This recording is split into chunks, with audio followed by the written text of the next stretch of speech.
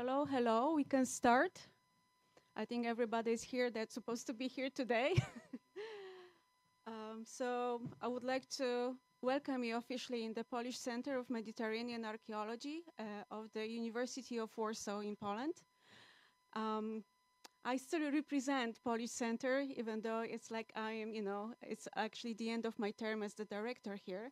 So I move on, and the center will have, it's already appointed new director, Tomasz Kania, who will be here very, very soon. So yeah, my name is Anna Wodzińska. I've been here in Egypt for a very long time, for the past year as the director. But if you would like to be in touch with me, I will stay in Egypt because this is my country. I am Egyptian. People know that. But anyway, this is my pleasure to present Christina Alou, who is our next fellow, a fellow that we share between Ifao and PCMA. So we had first Menna Eldori, then was Paweł Polkowski, Elena Panajte, Fatma Kesh, who is here today, and now we have Christina. I like this workshop very much because we can share things between two different institutions, different in in some terms, but also of course we share the same goals. And shortly about our place, because we are in the Polish Center, and why we have this fellowship that we share with Ifao. We are here because of Professor Michałowski, who established the center in 1959. But before that, he had one project. He worked in EDFO in 1937, 38, and 39. And this project was a cooperation with the French Institute back then. So after some years, we would like to keep the cooperation, keep the friendship between the Ifao and us. So we created kind of link, establishing the fellowship. So yeah, we hope that we can continue with it. So also you probably noticed that each time, with the new fellow, we have a new subject that is like showing also our cooperation, but also would like to also show something that is new in the field, something very interesting. And like in this case, like now, because I was part of the committee, so I thought, okay, that the subject of Eastern Desert is really very, very interesting, not really explored very much.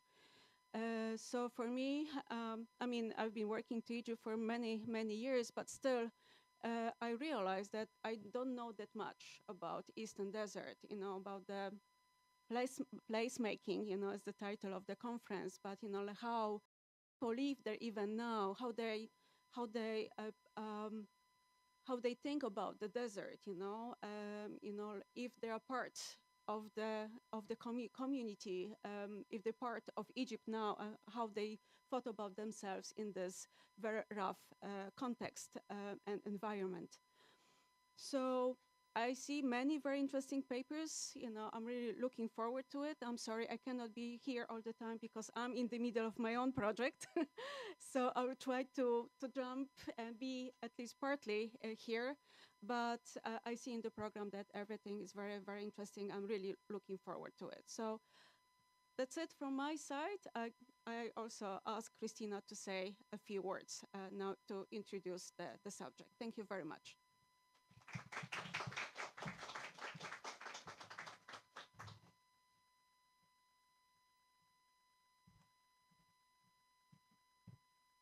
So at first, thank you so much, everybody, for being here. It's really a pleasure for me to have you. This is just a short introduction to actually summarize why we're here and why I choose this title and this subject for my current fellowship and this conference. So the deserts on the fringe of the fertile Nile Valley, in their ambivalent image of mysterious and often dangerous places, but at the same time rich in divine gifts, have always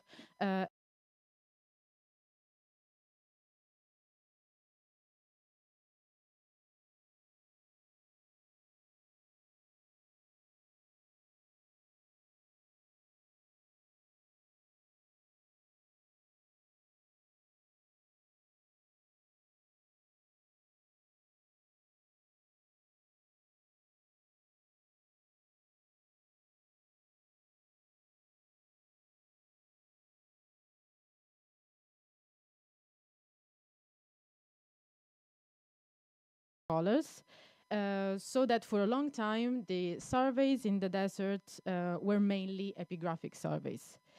Between 1920s and 1930s, however, another strand of research began to integrate mining sites of the desert into the archaeological and geological debate, although it was not until the late 80s that a rigorous geoarchaeological approach was applied to the study of desert sites. All these pioneering works have certainly been essential for the development of the field, but the traditional tendency to prioritize textual data and the addition of them rather than their geographical, geomorphological, and archaeological anchorage and context was certainly shaped the tradition of studies until the last decades.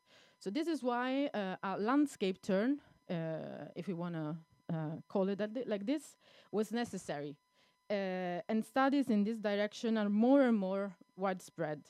To cite just few of them, very recent epigraphy through 5 millennia, text and images in context, published by the DAI, a couple of years ago, 4 years ago, graffiti and rock inscriptions from ancient Egypt, a companion to secondary epigraphy, just out this year, and also the volume, actually the proceedings of one of my predecessor, Pavel, Stone Canvas towards a better integration of rock art and graffiti studies in Egypt and Sudan, also just out.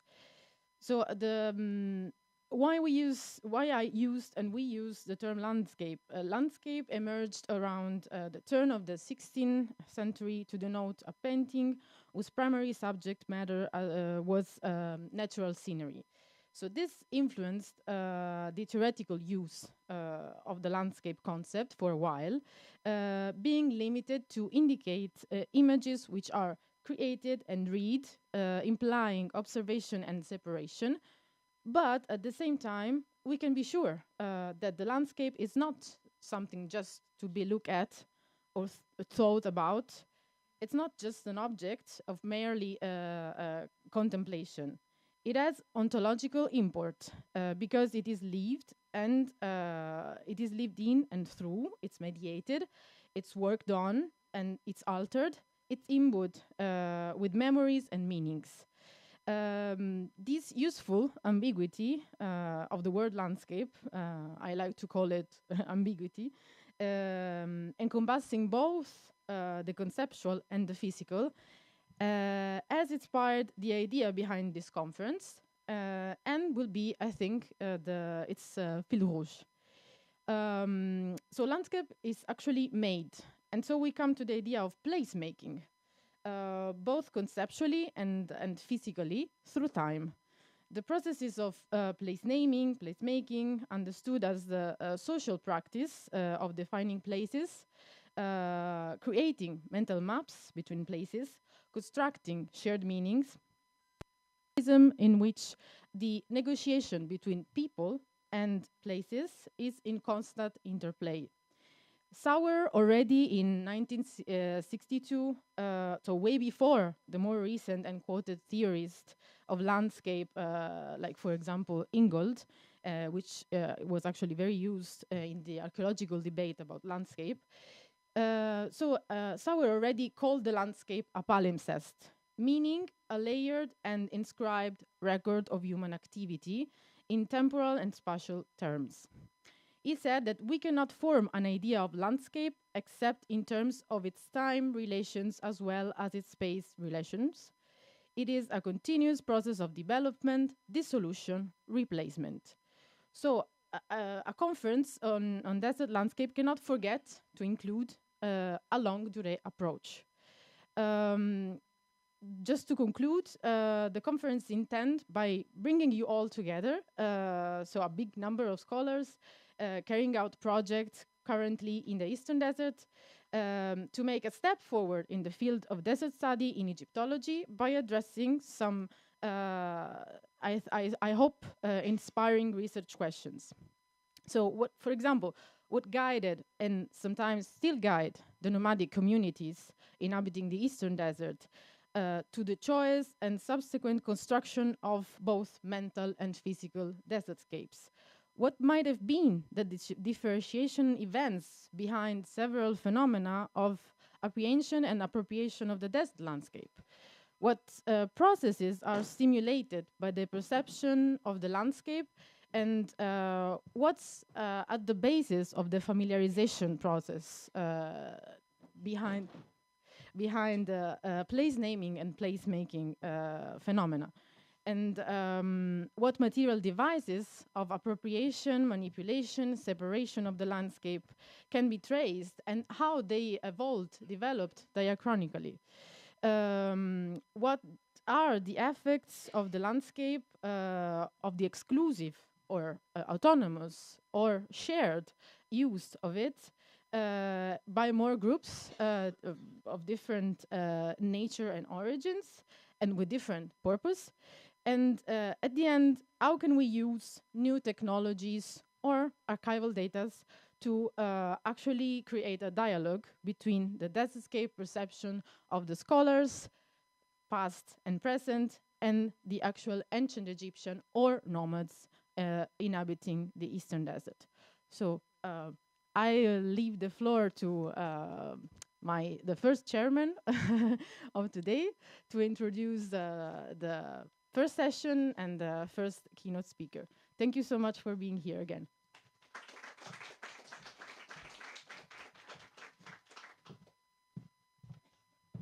Good morning, everyone. Welcome to the PCMA, and I'm very honored to be chairing the first morning session of this wonderful conference.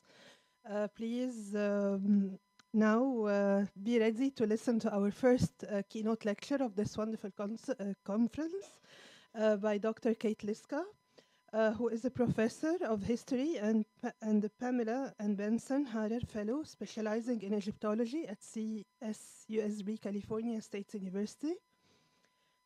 She's interested in all things ancient and archaeological, but her specific research focuses on ancient Nubians interacting with Egyptians and the Egyptian government.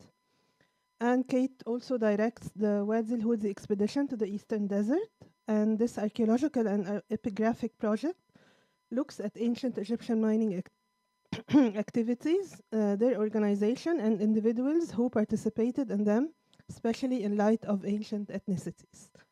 Our wonderful speaker today will speak about We Came to This Desert, Placemaking in Wadi al-Hudi. Please join me in welcoming Dr. Kate Liska.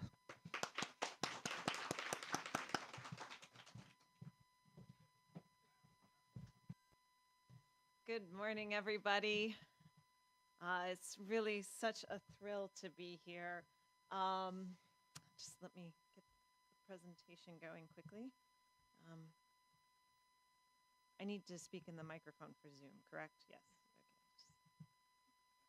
Just checking. Yes, thank you so much, Fatma, for the introduction, and thank you so much to Christina Alou for organizing this amazing conference, and to Ifao and the PCMA, and to all the Wadi al-Hudi team members here. As you know, I direct the project along with Brian Kramer, Meredith Brand. Christina is a wonderful member of our team, as is Rabab Hamdi, who will be here later. So I'm very excited that so many people from the Eastern Desert are like in the same room. This is really a great honor to be here. So most of you know that the desert is not deserted, right? It's one of those amazing things. It's a busy and complicated place. There are lots of different actors, different factors, different circumstances. And we're approaching our 10-year anniversary at Wadi al-Hudi now in just the next few weeks. And I see that every single time we go into the field. That's true of the present, but it's also very much true of the past too, where we are able to, in many ways, converse with the past and see these places as complicated locations as well. So placemaking and socialization of the landscape offers a very unique approach to understanding how humans interacted with different places and spaces over time. It emphasizes the primacy of location, visibility, environment, use, agency, and people more than anything else to really understand the full purpose and agency of a space, right? It's not just an object. It's not just an inscription. It all comes together to actually see them as complicated, interactive, integrated, socialized places. So, for instance, this is not just a grinding slick or a kupul. It is so much more, right? It's a place where pastoral nomads process local plants, perhaps to make oils while tending to their animals for several weeks and monitoring other major thoroughfares going back and forth from Aswan. This cupola doesn't really mean much on its own. I mean, it doesn't quite matter, but within its context, within the whole landscape and how people are using it, it really demonstrates an integral clue to understanding pastoral nomadics, their personal economy in many, many ways. And we are very fortunate at Wadi El Hudi and also Dikmet South, where we've been working lately, to have excellent preservation. It's so phenomenal, as many of you know, to work in the Eastern Desert because the first level of archaeology is just on the surface. You can see it. It's really a fortunate situation. And most of the things that we work with are still in their original places. They have not yet been decontextualized, with the exception of, things that were stolen or 45 stelae that were brought from Wadi El Hudi to the Aswan magazine in the 1930s. And you lose so much from decontextualization. So, for instance, inscription number 22 from Wadi El Hudi or 23 date to, we knew that they've been around for a long time, right? They originally came in the 1930s and were published about 70 years ago, but they were decontextualized. And we know that they date to the reign of Sobek Hotep IV, that they mention the beloved of Hathor, Lady of Amethyst. They talk about mining, precious stones, but we really don't know much more. However, in recent years, our team has been able to relocate where they were because we found several pieces that connect to them. And with this relocation, they come alive again, right? You know that they're from Site 4. They're at the front of this L-shaped building. And that this L-shaped building, it mentions that Sobek Hotep IV actually came to Site 4 as its major place at the end of the Middle Kingdom. And that this L-shaped building that it's at the front of, that is currently collapsed, is possibly even then the Temple of Hathor, Lady of Amethyst, that's mentioned in the stele. And so it's a really wonderful thing to be able to see inscriptions and places within the landscape. Now, archaeologists, good archaeologists, have been striving to understand their objects within context for years. I mean, that's what a good archaeologist does, right? So the question begs, how is placemaking different than just contextualizing your objects? And I know that that's one of the elephants in the room, but it is in fact a very different concept. It's understanding things at a much deeper level in many ways. And placemaking gives a location importance. It draws people in over time and as a community and between communities. And not every space is a place. Not every place that a person is in, it rises to this level of importance. It's really extracting those special places that are able to communicate between communities over time and over place. And that is not everywhere you go. So it's really looking for those special things. And if you look at the principles of placemaking that urban designers use, they are purposeful. They are planned. They require a vision. They require community. They require people to come and use these places over time for years, because it is the center of community in many ways. And this is also true in the Eastern Desert. Did the mic go out? I'm just worried about Zoom. Okay. We good? Okay, I can also speak up, but yeah. Okay, here we go. So Wadi El Hudi and Dikmet South have dozens of examples of these very important places of socialization, right? And I could talk for hours about these, which I won't do, I promise. And I don't just want to give you a socialized tour of the landscape today, because that's way too much material. So what I'm really trying to do is really look at specific principles of placemaking, and then giving you examples of how they come to life at Wadi El Hudi, and how multiple communities can speak with each other over time and space. But first, you need to know a little bit about Wadi El Hudi and Dikmet South. So very brief introduction. Wadi El Hudi, Hisnain East and West, Dikmet North and Dikmet South are a series of Middle Kingdom and also slightly later fortified mining settlements in the Eastern Desert. That is where things like amethyst and other products were mined. They were originally started in the Middle Kingdom and then are sometimes used later also. So this is a very geologically rich area. And Wadi El Hudi itself is about 100 square kilometers. Every time we go out, we find new sites and new places of interest. So it's really quite large. Dikmet South is certainly the center of a substantially larger community that likely encapsulated Dikmet North. When you're there, you can look up on the hillsides and just see paths going in every direction along the terrain too. So it's quite a lot of material. Now, these archaeological zones were constructed specifically for sizable expeditions that were organized and supplied by the Egyptian state over 4,000 years ago. And it was specifically to mine amethyst in the Middle Kingdom. But the Middle Kingdom miners and members of these expeditions were not the only people in the desert, right? Those are the people that you first think of, but it's actually a massive, massive community. And I should say that this is a 3D model of Site 9 at Wadi El Hudi that Brian Kramer made by taking our photogrammetry and putting it into Unreal Engine. So it's actually really cool stuff, but I'm going to skip it. So, anyway, these mining expeditions occurred from the Middle Kingdom until today. Many of them were small, medium-sized, but they also occur in the Persian period, in the Ptolemaic period, in the Islamic period, especially in the 9th century, and then also today too. And they're small, medium, large-size miners that are made up of Egyptians, Nubians, subgroups of other people, prospectors. It's a multicultural community in many ways. Now, in addition to these miners, we also have loads of pastoral nomads and travelers that come through this area all the time, for basically direct for, from 7,000 years ago or perhaps earlier to now. And you can really see these travelers moving in through the thoroughfares up and down through Aswan, out to the Red Sea or to Sudan.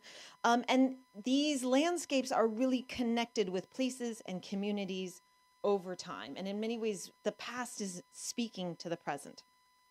So one of the first principles of placemaking is place naming, in fact. And Wadi El Hudi is called Wadi El Hudi because it's named after Jebel El Hudi, which is right in the middle of the north-south part of the wadi. And this mountain stands out in every case. It's made out of a very dark sandstone that is a substantially different color and material than any other point at Wadi El Hudi. You can spot it on Google Earth almost immediately. And no matter where you are at Wadi El Hudi, you can see Jebel El Hudi. It's amazing. It is the best way to figure out where you are. And I get turned around in the desert all the time. And the first thing I do is not look at my GPS or my compass. It's to look for this mountain. And I do it today. And I'm sure that people have been doing this for thousands and thousands of years. And then what we found out was that Hudi is actually a very odd word in Arabic. It's spelt with the first H. And it probably means something like guide or sign or landmark rather than just some meaningless word, right? And it's really is what the mountain does. It guides you. It locates you. And it's one of those things that brings the name of the place into the actual cultural practice of today. And I'm sure that travelers were doing this for thousands of years. So many travelers are going up and down the actual wadi through the central part of Wadi El Hudi, through Wadi El Bulagag, which is to the north, and then out towards Aswan. And among other things, this was also an active camel caravan route once camels showed up. And most people are traveling along this area. So through that central wadi is where you have the travelers coming. We often have individual burials of people who unfortunately didn't make it from most time periods, including one from a Fatimid period, which had been looted, which is why we have those ceramics. Anyway, so this is a major camel caravan route. And this entire route, even before the camels, is marked with cairns. So the cairns are to the north, the cairns are to the south, guiding the travelers. But interestingly, right around Jebel el-Hudi, right when the mountain acts as the guide, the cairns kind of disappear. You go from the north, you see the mountain, you go to the south, and that is like one of the guiding principles up and down the path. And so this would have been used for years. And basically this visual presence of Jebel el-Hudi as part of the social and cultural memory it really what navigate people through this area. It's dynamic, it's visible. You can tell your friends about it and they will find it the first time they're there without you because you can describe it in such a capacity. So one of the next principles of placemaking is that it connects with emotion and with history as well. And many of these places exhibit this long duration across space and time and language and religion and purpose, all for an emotional connection. So for example, our team first found Site 51 in January 2023. And we thought this was great. We had discovered this place, right? But what we found is that this place had been discovered lots and lots of times before us. And everybody got really excited when they discovered it. And it's been discovered time and time again by nomads, by adventurers, by archaeologists, by expeditioners, but you know it when you're there. You feel it in many ways. And we even have an inscription that probably dates to the first intermediate period where Hotepi and his friend Nigebo said that they were the first people to discover it. So they'd probably be pretty angry at me saying that we discovered this, thousands of years later when they definitely are temporally there first. And this space is really culturally important because Site 51 has these natural rock shelters that create these very cool small caves that give you protection from the heat, protection from the sand and the elements.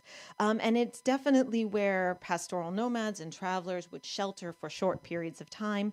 But it's also where people had these emotional connections to it as well, because it spoke to them along their long journeys too.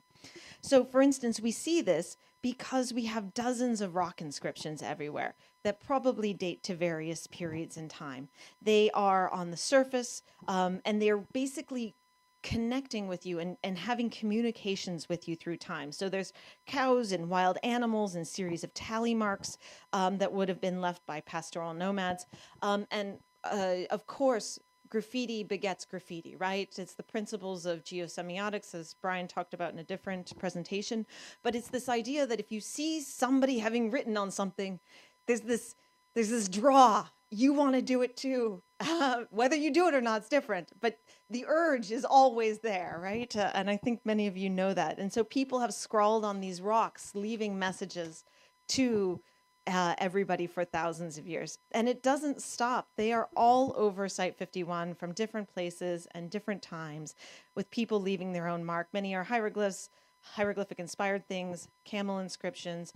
We even have some graffiti of Arabic names dating to May 16th, 1938.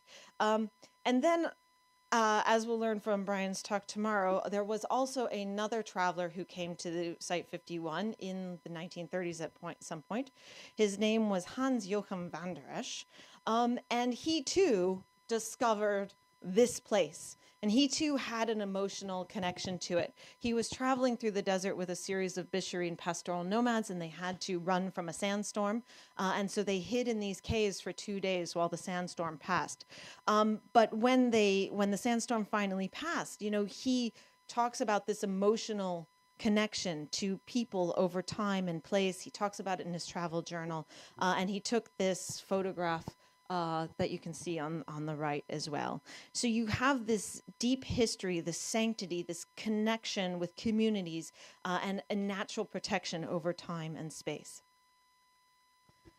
So placemaking and storytelling also go together as well. Like, how does a landscape tell a story in so many ways? And we can see that also at Wadi El Hudi. So there's a very clear example of this at Site 5. And many of you may know that Site 5 was originally founded by Montuhotep IV, last king of the 11th dynasty, in year 1. Now, Montuhotep IV is, of course, the poorly known last king of this period. He has a few inscriptions. We really don't know much about him. He has inscriptions from Ain Sukna. He has inscriptions from Wadi El Hudi. And then, of course, there's the famous inscriptions from Wadi Hammamat.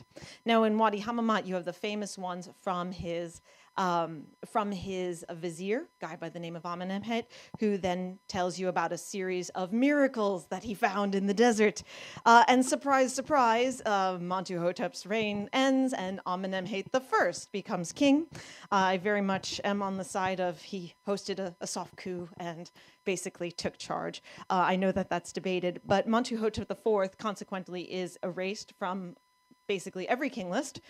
Even the Turin canon has 7 years that are left blank to no king at all.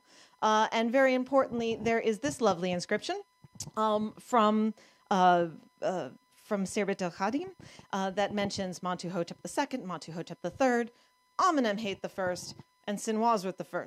This is probably inscribed by Sinwazret I, who basically just decided to skip Montuhotep IV. He knew he existed.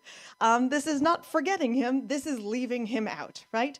And so this story basically does relate back to Wadi El Hudi's Site 5 too, because Montuhotep IV, of course, led expeditions there, and then Sinwazret I picked up the mantle again, perhaps around year 17. So this is a mere 45 to 50 years later, not long at all. And these expeditioners coming back to Site 5 after this historical event and change of leaders basically use this moment to tell this story within the inscriptions of Montuhotep IV. So here we have Wadi El Hudi inscription 5, and notice that the cartouches of Montuhotep IV have been erased. And then with inscription 3, when they redesigned the settlement, they built a wall over it so that you couldn't see it.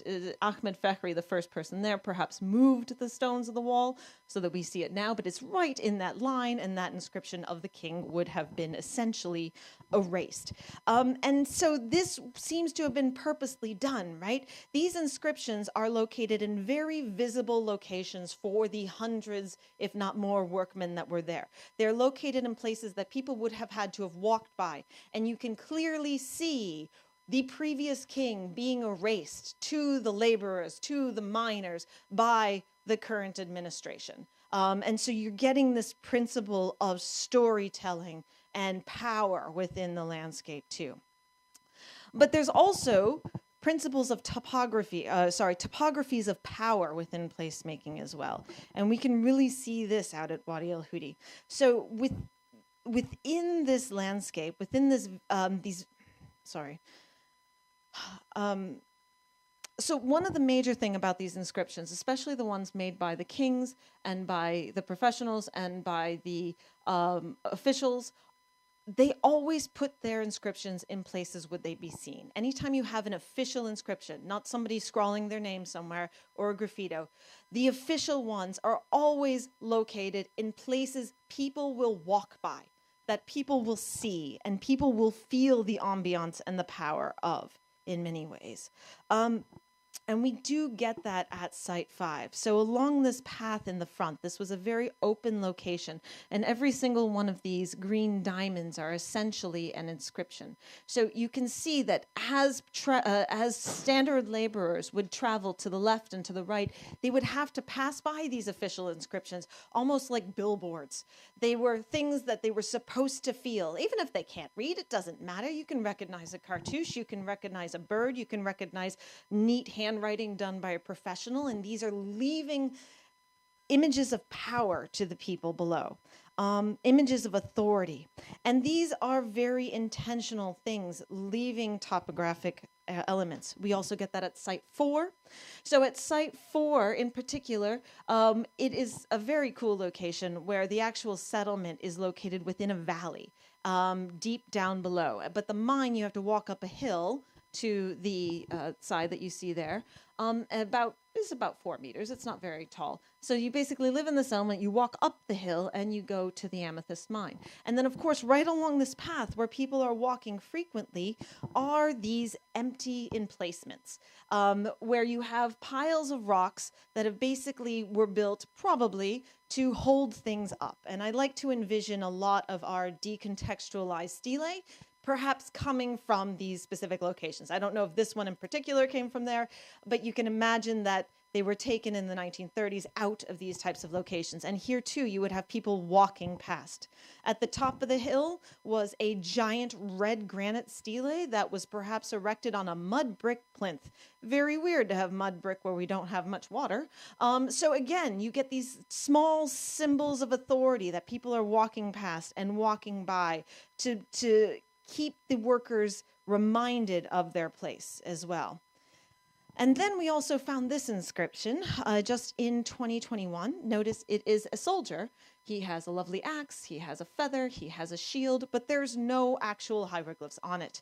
And this was found in, or actually next to, its original emplacement. So you can see the little stones where it's erected there.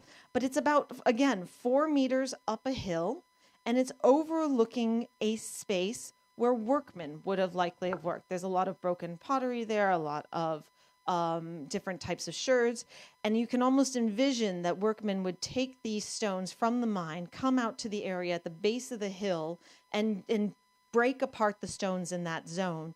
And then there are, of course, soldiers watching them from everywhere, but if you forget that they're real soldiers, there's just an actual stele of a soldier just watching you, looking down at you, and giving that power over you in many ways for a very, very long amount of time. So these topographies of control expand in many different ways. They expand to a full integration of control over the landscape. So within and around these miners, we have hundreds of soldiers, and we've known this in particular for a very long time because they're controlling either the soldiers, or they're controlling the supplies, or they're watching the specific area. But they're controlling their environment too. They're controlling animals. They're controlling everything around that. And we get a lot of that from the inscriptions of Site 6. So Site 6 is a mountain peak right here, and it is essentially the very, very tippy top of a mountain where there are nearly 100 inscriptions of soldiers carved on every side of every rock. And it very much seems like the soldiers did this themselves in their spare time, which was probably copious if your job is sit on top of this mountain and look at things, right? So they're probably scrawling their own images. There is a variety of qualities of hieroglyph usage, hieratic, and just things like sandals. And from this location, you can see Site 5, you can see Site 9, you can see back towards Site 4, you can see Jebel El Hudi. Like, it really is an ideal location for your soldiers to sit for a very long amount of time.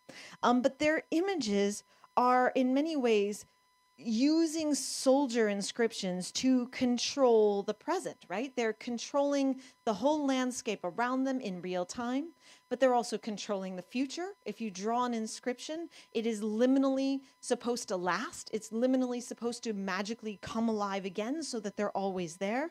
And then, soldier inscriptions. Also, they have really cool dogs. Love the dogs. Right. Anyway, they're controlling the past. They're controlling the future. They're also controlling the past, too. They're controlling all parts of time. Now, we could see this because the soldiers were not the first people to draw inscriptions up there. We actually have about 6 or 7 older type of rock art inscriptions, including things like longhorn cattle, guys on the upper right with their hands in front of them that are definitely older. Their patinas are older. And what these Middle Kingdom soldiers did to these inscriptions that are several hundred years older is, well, they just integrated themselves. They drew them smashing the cow on the head, smashing the sheep on the head, and taking control of the past through this re-inscription on top of it to change the entire meaning of the older art as well. So these people have this level of control in these places.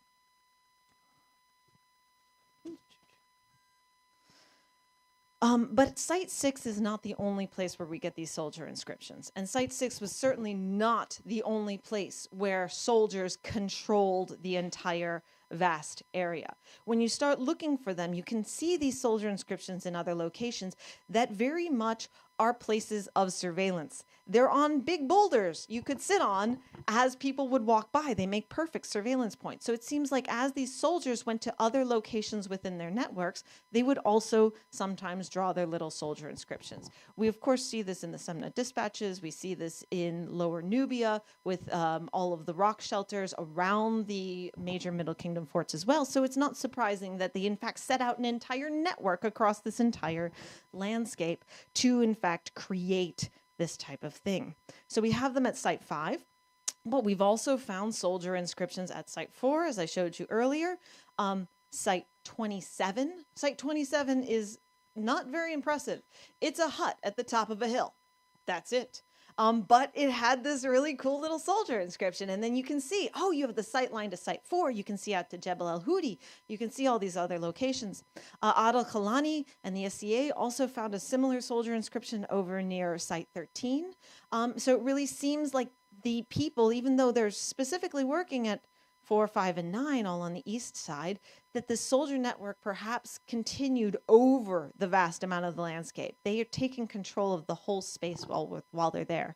We also have lots of decontextualized stelae in the Aswan Museum that are probably part of this in some place, although we're not quite sure where they came from. But you can see the network.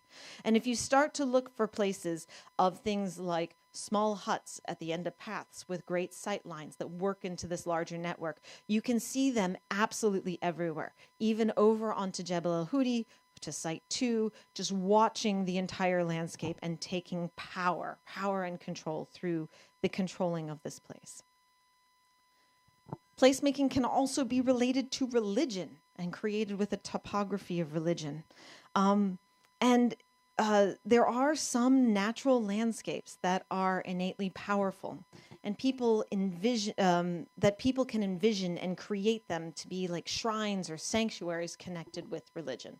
And you do also get this out in the Eastern Desert. So in January 2023, our team was given permission to go to Dikmet South for the first time, which was really amazing. And high on the hill over Dikmet South, which is another one of these Middle Kingdom amethyst mining areas, you actually get a double saddleback mountaintop that's connected with a path that is absolutely amazing, right? There are some 28 cairns up there. 28 cairns is not navigational, right? 2 cairns is navigational. 3 cairns is navigational. 28 is overkill. It's too much. And in addition to that, there are just rocks standing up on edge. There's a cairn court where we found 3 stelae where officials had written different things in them. There are places to sit. And originally, you think, oh, well, maybe this is for the military, but there's no soldier inscriptions up there at all. And so it's very, very weird. And it almost seems to be a religious center connected to these Middle Kingdom miners. It's almost like a temple, but without walls, or some sort of solar sanctuary in many ways. It's really quite moving. And I think I was the first archaeologist to walk up this hill. And if you look at my scrawled notebook over on the left, my first thought is, it's a temple, ? And then my brain takes over and it's like, it can't be a temple. No. I wanted this to have multiple explanation parts, but it's like I could feel it, like actually feel it speaking to me over centuries, over cultures, that this place was special. And I tried to talk myself out of it, but then going back around, you actually do think, this is a religious sanctuary. It's not navigational. It's not military. And then, of course, you find all the parallels, which helps, and think you're not crazy, right? And you realize that things are happening like this at places like Stele Ridge, Serbet El Khadim, Jebel Tingar. There are parallels at Wadi Tilel, Wadi El Faras, Hat Nub with just standing stele, Jebel Gulab. And sometimes it's just through like the stacking and standing of stones, these meaningful patterns in the space that really bring about this powerful idea of ancient religious spaces that do speak to people over time, over cultures, over generations of time. Now, placemaking can also be connected to memory, too, as many of you guys know. And we see these memories lasting out in the desert as well, through administration changes, through past wars, past any interest in amethyst, too. And they can be seared into the people's minds that seek them out. So the last great Middle Kingdom mining expedition was during the reign of Sobek-Hotep IV, very end of the Middle Kingdom. You guys all know government fizzles out, right? Then it comes back at the beginning of the New Kingdom, new families, new administrative centers, new city capitals, et cetera, et cetera. But yet, even though they're not mining amethyst at this place, the memory of the amethyst, the memory of the temple of Hathor, the Lady of Amethyst, persisted. It continued. And 300 years later, during the reign of Amenhotep II, the viceroy of Kush, Usersatet, comes out to Wadi el-Hudi and leaves a stele.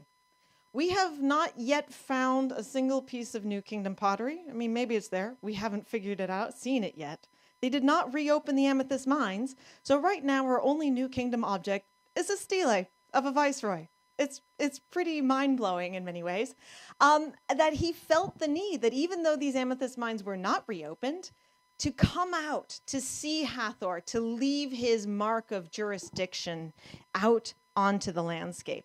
And he remembered where it was. Now, perhaps it was because it was at the end of a long road or they had administrative records, but this was still a meaningful place to these administrators and to the people of the New Kingdom. And so we have this lovely stele that mentions Hathor, the Lady of the Desert, Satet, the Lady of Elephantine, that was left perhaps in that temple nearby. Now, the crazier thing, absolutely insane, is that after Usersatet came out, he left his stele, he went home. Then somebody else came out to Wadi el-Hudi and decided to scratch out Usersatet's image and Usersatet's name. They hated him so much that they walked 35 kilometers into the desert to find his stele left in a place that's not open anymore and scratch out his image. So there is memory here. There is knowledge here in many ways. And that is really the power of placemaking on so many different levels. Now, I've only provided you with a couple of important examples today from Wadi el-Hudi and Dikmet, and I could go on for a long more time, but I really just wanted to show you how placemaking is very much a vital part of this landscape through the integration of community, landscape, time, purpose, and just power of the landscape. It is a socialized, living desertscape. So thank you very much.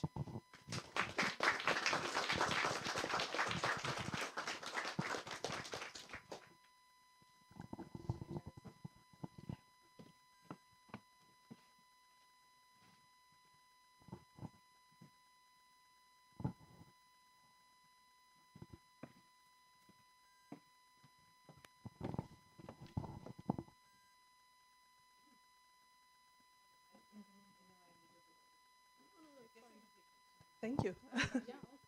What do you think? Okay. Yeah. Okay.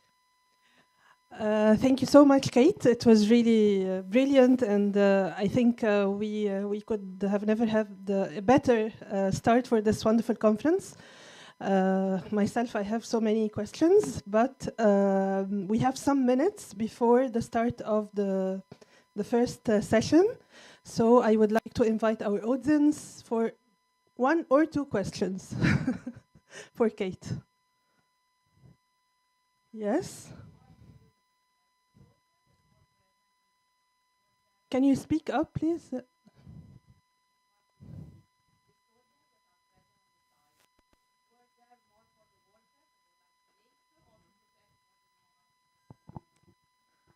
So that's a great question. Were the soldiers there to protect the workers or to defend from the workers? Basically, are the workers slaves or are they protecting the workers? That question goes back and forth in my brain every day for the last 10 years. The more that I think about it, I think that the workers are professionals. They are not sabotaging the work. They are doing a good job with the actual mining of the objects. So I tend to believe because of that. They're also being fed meat. We have lots of meat out there, so they're not being mistreated. We have yet to find any graves of workmen. All of our graves are of unfortunate travelers. So if somebody died, then they had the dignity of being brought back to the Nile Valley. So I tend to think that the soldiers are, that the workmen are not prisoners, although the word heneret is used twice. So, you know, you always get evidence that pulls you all directions, right? So I don't think so. I think that they are perhaps protecting the soldiers from the landscape. You know, you would have, they're also doing things like hunting. They're doing things like gathering wood. All of our wood is from the desert. So somebody had to walk around and deforest the desert and cut down all the trees so that they could burn them. And so I don't think so, but I might change my mind next week. Who knows? It's amazing what a new piece of evidence can do. Are there any other questions? Yeah. One more question for Kate.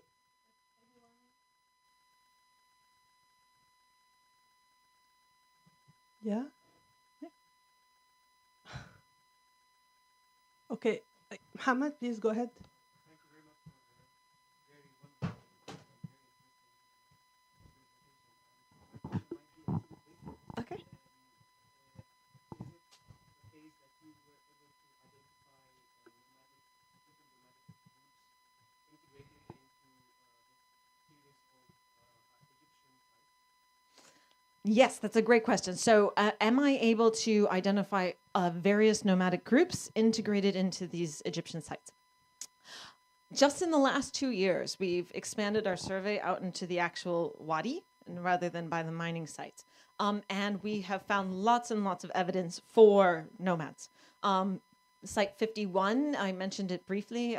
There's an article coming out in Near Eastern Archaeology that's just a brief overview that shows that that was a nomadic shelter where people came and they were grinding lots of things and taking care of animals. We also might have some pre-dynastic burials that are a mix of Nagata 2A groupie things, but also in the same tomb where they're clearly mixed identity. Site 21, also Meredith and I just wrote an article that came out in Sudan and Nubia just like 2 weeks ago or something, where it talks about Nubians coming to do the mining. But Meredith's talk later this afternoon should talk a lot more about this because she's really looked at the specific ceramics. Because the question is like, I know they're pastoral nomads or connected with Nubia, but then specific groups, like, are they Meje? Are they Yuntiyu? Are they whatever the word is at that time? You know that that's hard, right? And so it's a very interesting thing. We don't know yet. We are looking. It is interesting that we have more C groupy stuff or C group similar stuff out in the desert, like at Wadi al-Kashab. We do not have any Pangrave stuff yet. So, but then again, I don't think that the Pangrave are the Meje. Anyway, little bit there. So I can't actually answer your question, but it is one we are trying to fight with, and we are gathering these small clues every time we go out. So sorry. Of course. Thank you very much, Kate. Please join me in thanking Kate again for the wonderful lecture. Now we move on to our first session this morning, methods and approaches to the desertscapes. I would like to invite Gaëlle Chantrain to the floor.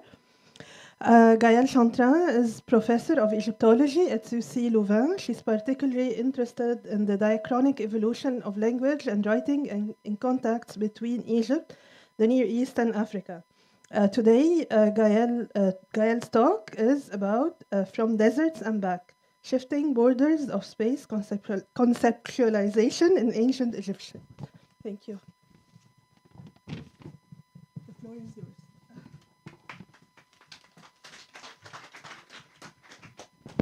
Thank you very much. Hello, everyone.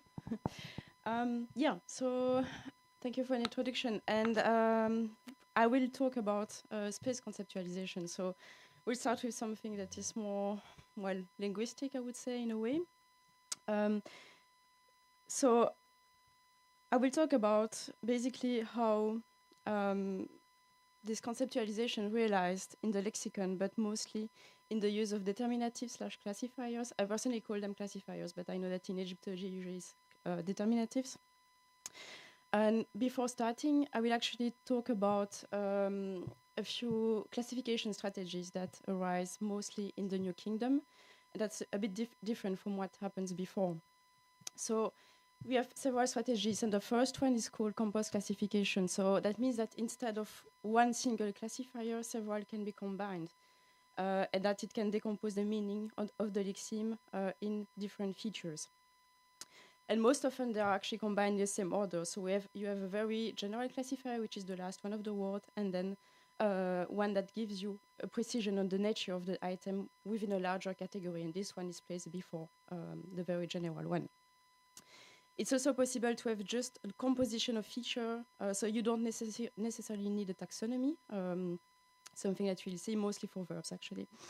For example, I gave you the verb ifed, which means to run away, to flee, and this one is with two classifiers. Usually the first one is movement by foot or fast movement, and then the general classifier for movement in the last position. Then we have distinctive classification. That means that different classifiers are used for difference of senses for a same lexeme, so which is called polysemy. For example, you have the verb am, which means to swallow. In that case, it's classified with the action of thought classifier, and then the one for injunction and speech, and no spec. That's not the same. And then you have the one am, so meaning to learn, to know. In that case, it takes the vision cognition classifier. And in that case, of course, it's to avoid the ambiguity of the last classifier, which is the A2, so the one for action of thought, ingestion, speech, emotion, cognition. So it's a very polysemous classifier.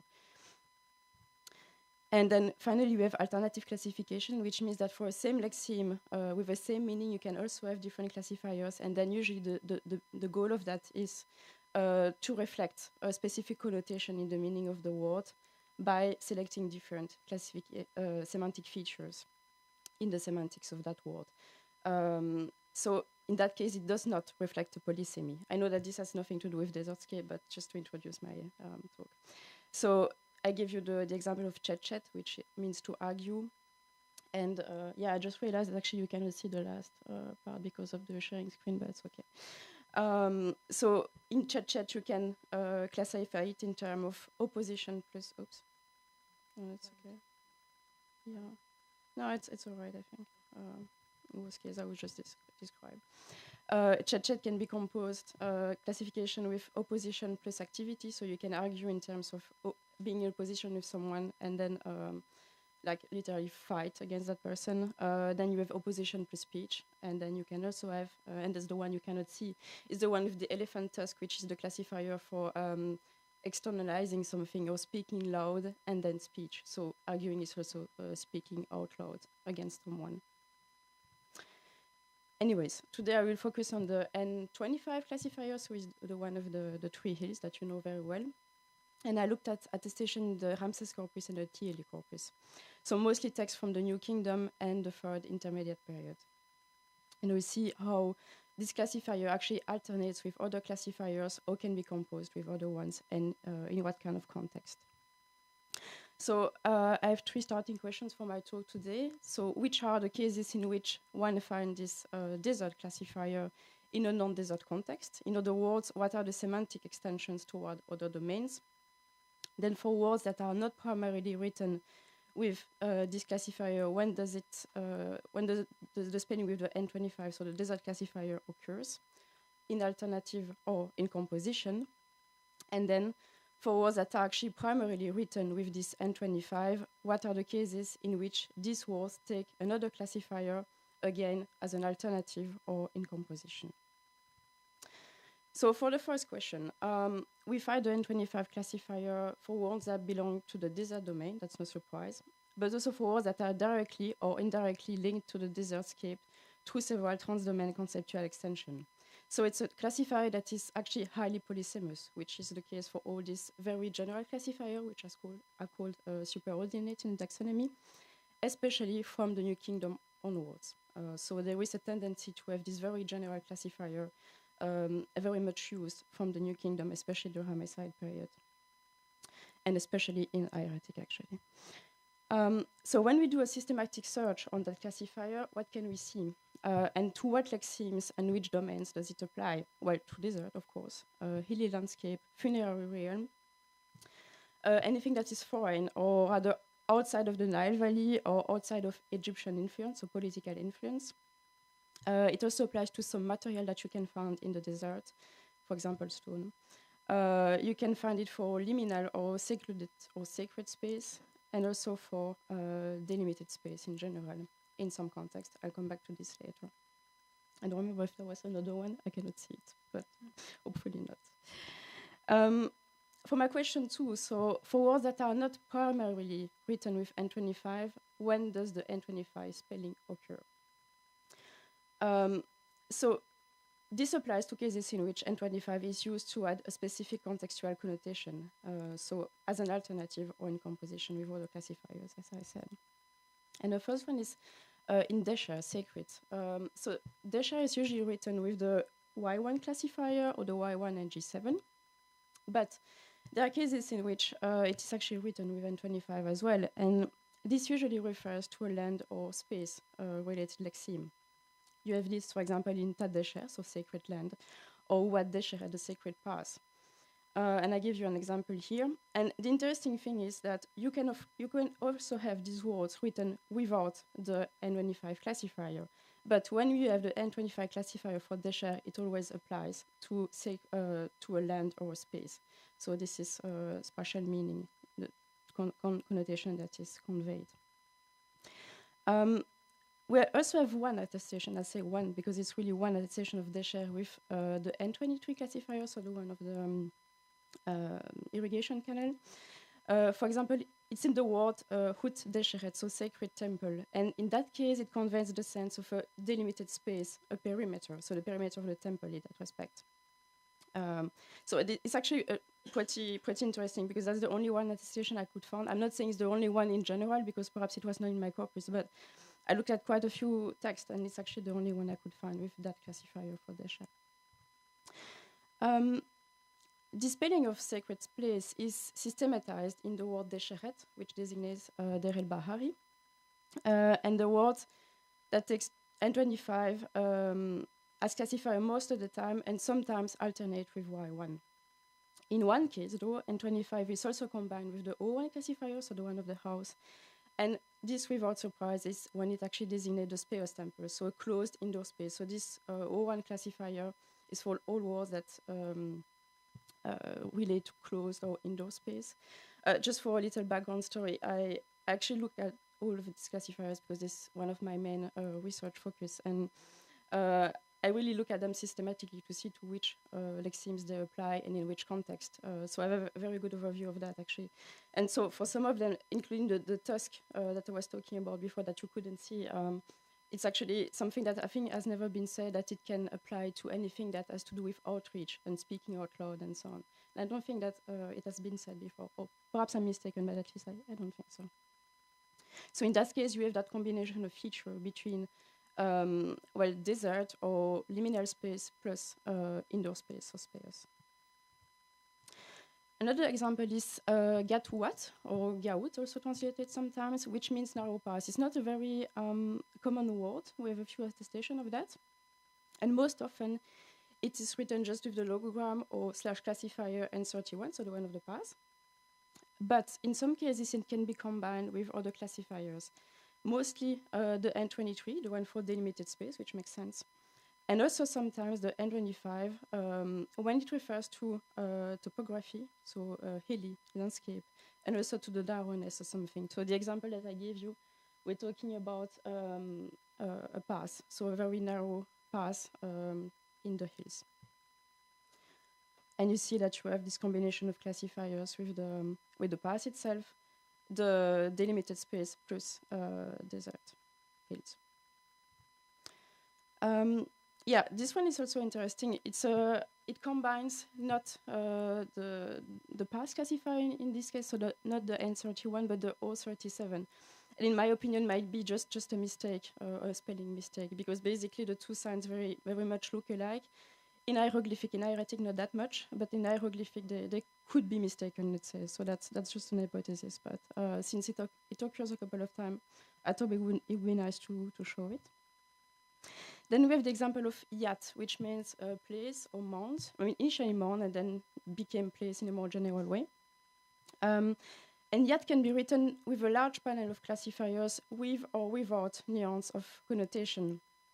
N25 is actually rarely attested in the spelling of yat, but enough so that I would mention it. And one example is this one, which is an interesting one because it's a passage from the Necropolis Journal with quite unusual spelling for two reasons. So the first one is that we have this N25 classifier, which is not common for yat, but also because it's written with the D57 radicogram. So in that case, we have several semantic features that are highlighted, the one of hilly, so referring to topographical characteristic, and perhaps also the one of secluded space, which could be also highlighted by the use of the D57, because this is the radicogram, but also classifier sometimes for anything that has to do with transgression. For example, tehi, which means to transgress, to attack, take actually that sign as a classifier.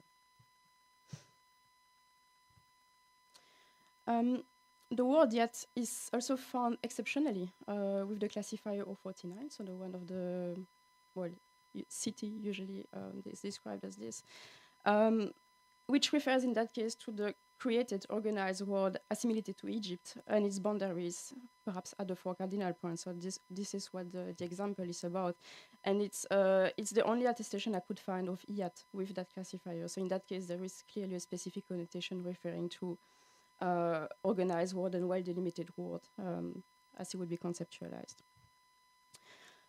And so occurrences of N25 and 047 in general are exceptional for IAT, and the reference, it appears to be rather neutral as regards the opposition between Nile Valley versus non-Nile Valley desert.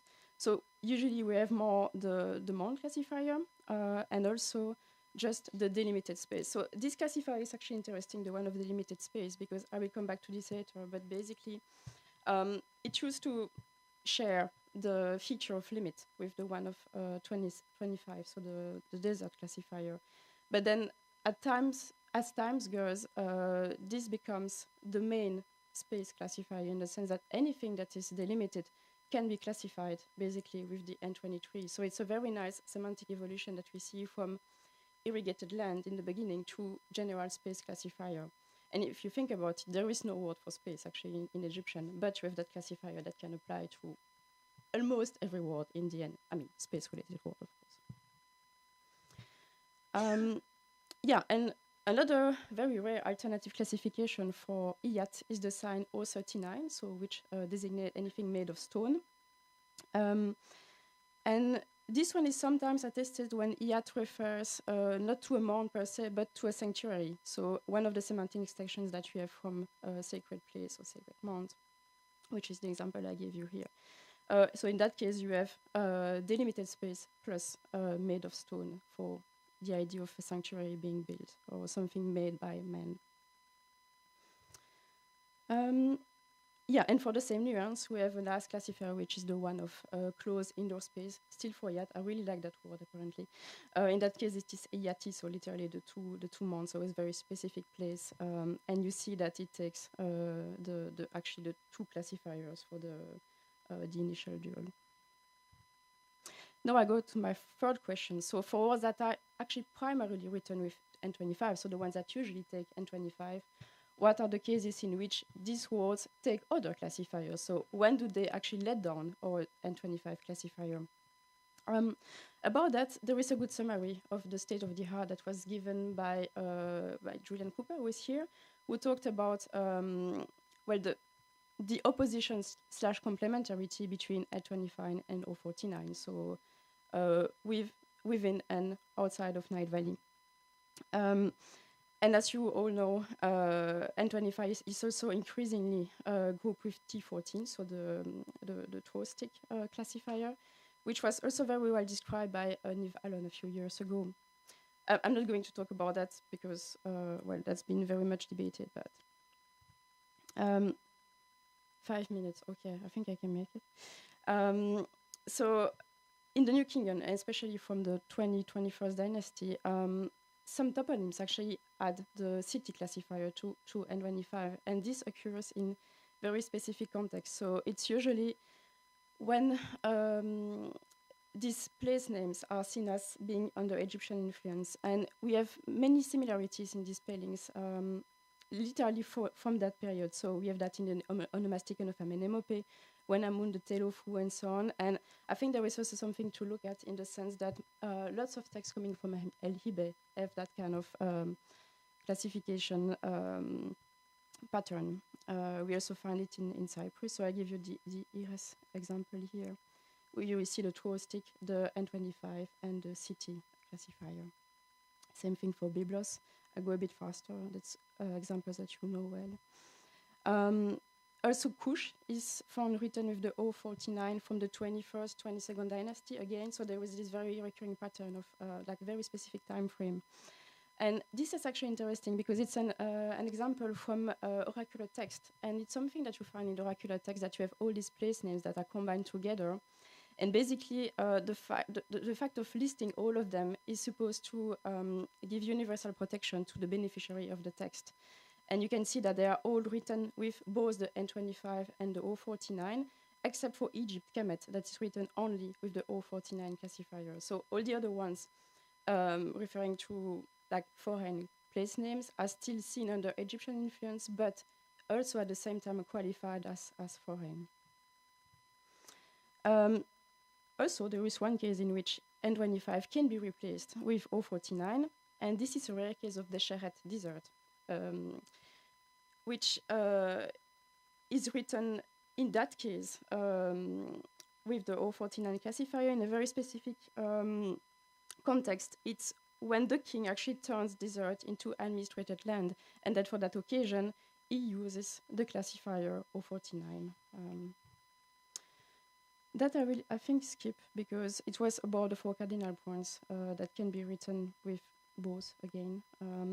The interesting thing is that, and if you think about it, there is some logics behind it, is that the Immentet, so the one for West, is actually more often written with the N25 than the other cardinal points. So this is interesting per se.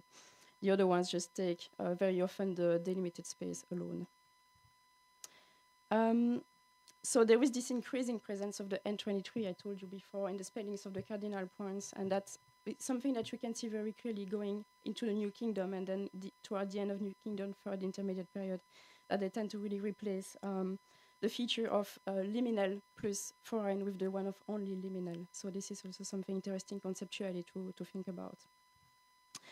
For Inet Valley, we have an interesting alternative classification. So we can have the valley that is classified in terms of topography, so with the hills, and then also in terms of a place in which you can find stone. So this is the other main classifier for Inet Valley. And the other thing that is really interesting is that both classifiers, so the one of the stone and the one of the desert valley, they are actually not combined together. They don't like each other. And actually the one of the stone is very, very rarely combined with another classifier, with the exception of the knife, for anything that is that has to do with working the stone and related semantic fields, which is also something interesting per se. Actually, I never noticed that. It's only when I look at the data that I thought, oh, okay, they actually don't like each other. It's a very lone wolf classifier. This one also is cool. Also, you always have to look at the context, because in that case, you have one example, only one again, of INET with the delimited space classifier, even though, again, like we could expect it for the valley, that would make sense. But in that case, I think it's just an influence of Erbener that comes before and take always that classifier. So I think there is some kind of influence. So conclusions, and I finish. As you can see, N25 is highly polysemous, and it knows several transdomain semantic extensions, which you already knew, but now you have the confirmation of that. It's used, and the combination with other classifiers express actually the flexibility of selection that can be made on the lexeme semantic features. You see that you can really choose semantic features within the meaning of the lexeme and say, oh, I want to highlight this one because I want to express that connotation. So specific connotations usually, but not always actually. Sometimes it's just, yeah, I'd rather use this one than the other one. And then besides the usually quoted opposition between N25 and 49, you see that there are other combinations that are actually possible to use and other complementary distribution with several recurring classifiers. And among these classifiers, I really want to highlight the one of liminal space, delimited space, that becomes prominent and will share expression with N25, so the one of N23, and see that they really work in a complementary way from the New Kingdom onwards. And also that N25 evolves through time and is more and more used in composition with other classifiers from the Ramesside period. So this is actually something very typical from that period. And you can, when looking at classifiers, you can actually date a text in a very rigorous way, I would say, just looking at the combination of classifiers. Okay, that's it. Thank you.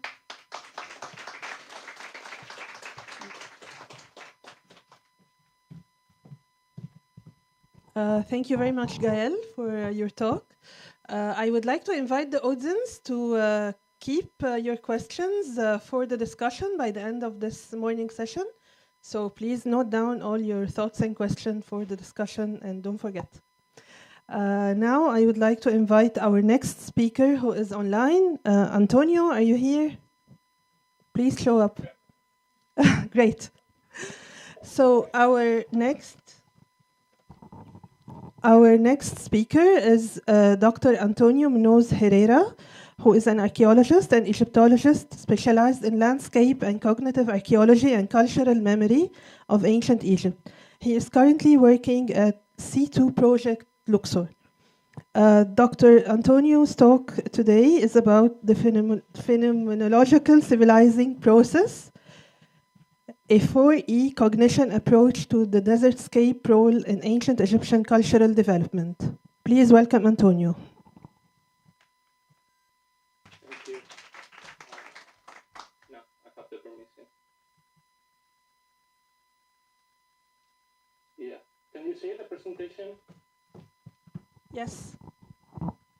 Nice. So, thank you for the introduction. Good morning, everyone. I would like, first of all, to thank Christina Lu for the organization of this wonderful conference and for having me here today.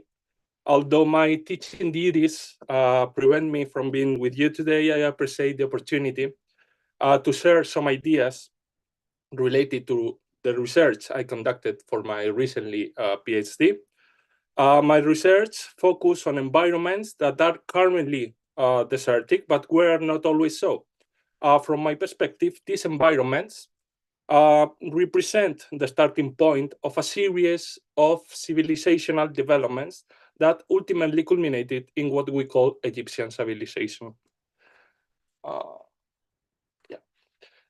This development is not only political, but it also encompasses cultural development, the emergence of fundamental spaces, aspects of religion, and the monumentalization that we observe in later periods. These developments are closely tied to societies living in desert environments, particularly during the early Holocene, which developed cosmogonies, myths, and practices based on the phenomenological experience occurring in these environments. The relationship with the landscape is crucial for understanding subsequent cultural development, in my opinion. For this reason, I would like to approach today's presentation from two complementary theoretical perspectives. These perspectives draw from research conducted in other scientific fields that are highly relevant for studying these environments, but we must understand these spaces from an holistic perspective, taking advantage of advances in other science. However, we must not lose sight of the fact that we are primarily attempting to address cultural ideas. The importance of the landscape for these early Egyptian societies is not merely as a backdrop or setting for their activities. It is, in my opinion, the fundamental agent shaping the creation, origin, and development of many cultural aspects that would later be highly relevant in pharaonic history. The first theoretical aspect concerns cognitive archaeology, as proposed by Hegel, which understands culture from three dimensions: the individual ontogenetic dimension, the biological and evolutionary dimension, and the historical and social dimension. These three dimensions combine to create a cultural environment significantly influenced by its surroundings. These surroundings include spatial and temporal considerations, as well as the relationship within the environment. It is through these multifactorial combinations that cultural events are produced. Culture is not solely an internal process of the human being. It is closely related to the environment, to our interactions with objects, and to our relationships with ideas, with the perception of time, and with other dimensions that are generally overlooked, but are also influenced by the three aspects proposed by Hegel. In recent years, neurophysiological psychology has made a significant contribution by shifting the paradigm from the established notion that cognition is a computational process akin to computers, confined within the brain of individuals, to a broader understanding. This understanding recognizes that cognitive processes are not solely internal, but are primarily influenced by the individual surroundings. In this sense, the new paradigm established within the field of neuroscience, supported by experimental evidence, suggests that cognition can be considered as 4E. 4E refers to the initial of the four aspects, because cognition must now be understood as embodied cognition, where the physical body plays a significant role in cognitive process and the relationship it has physically with the environment. It is embedded cognition, where there is a reciprocity with the external environment. It is an enactive cognition, where there is an interdependence with the external environment and with other agents, not only with the natural elements of the environment, but also with other individuals. And the final one, this is particularly relevant to the topic we are discussing today, the concept of extended cognition. This concept explores how we can attribute fundamental aspects of our cognition to external elements. A paradigmatic example is that of a person with Alzheimer's who keeps a notebook with all the necessary directions to navigate to familiar places. In reality, that notebook becomes part of their cognition, even though it is external to their bodily form. From this perspective, I propose today that the landscape is an agent of extended cognition for Egyptian culture. It is a repository of meanings, a transmitter of meanings, and a custodian of certain experiences of primitive societies that persist throughout pharaonic history. We can understand how the phenomenological experience articulates these spaces, sanctifies them, and turns them into places of special significance due to the specific conditions present in these environments. Understood in this way, culture and cognition become a cultural aspects where the mind, the body, and the environment mutually reinforce each other. We must understand cultural aspect as the result of the interaction of these three components to comprehend the evolution of an origin from a cultural perspective.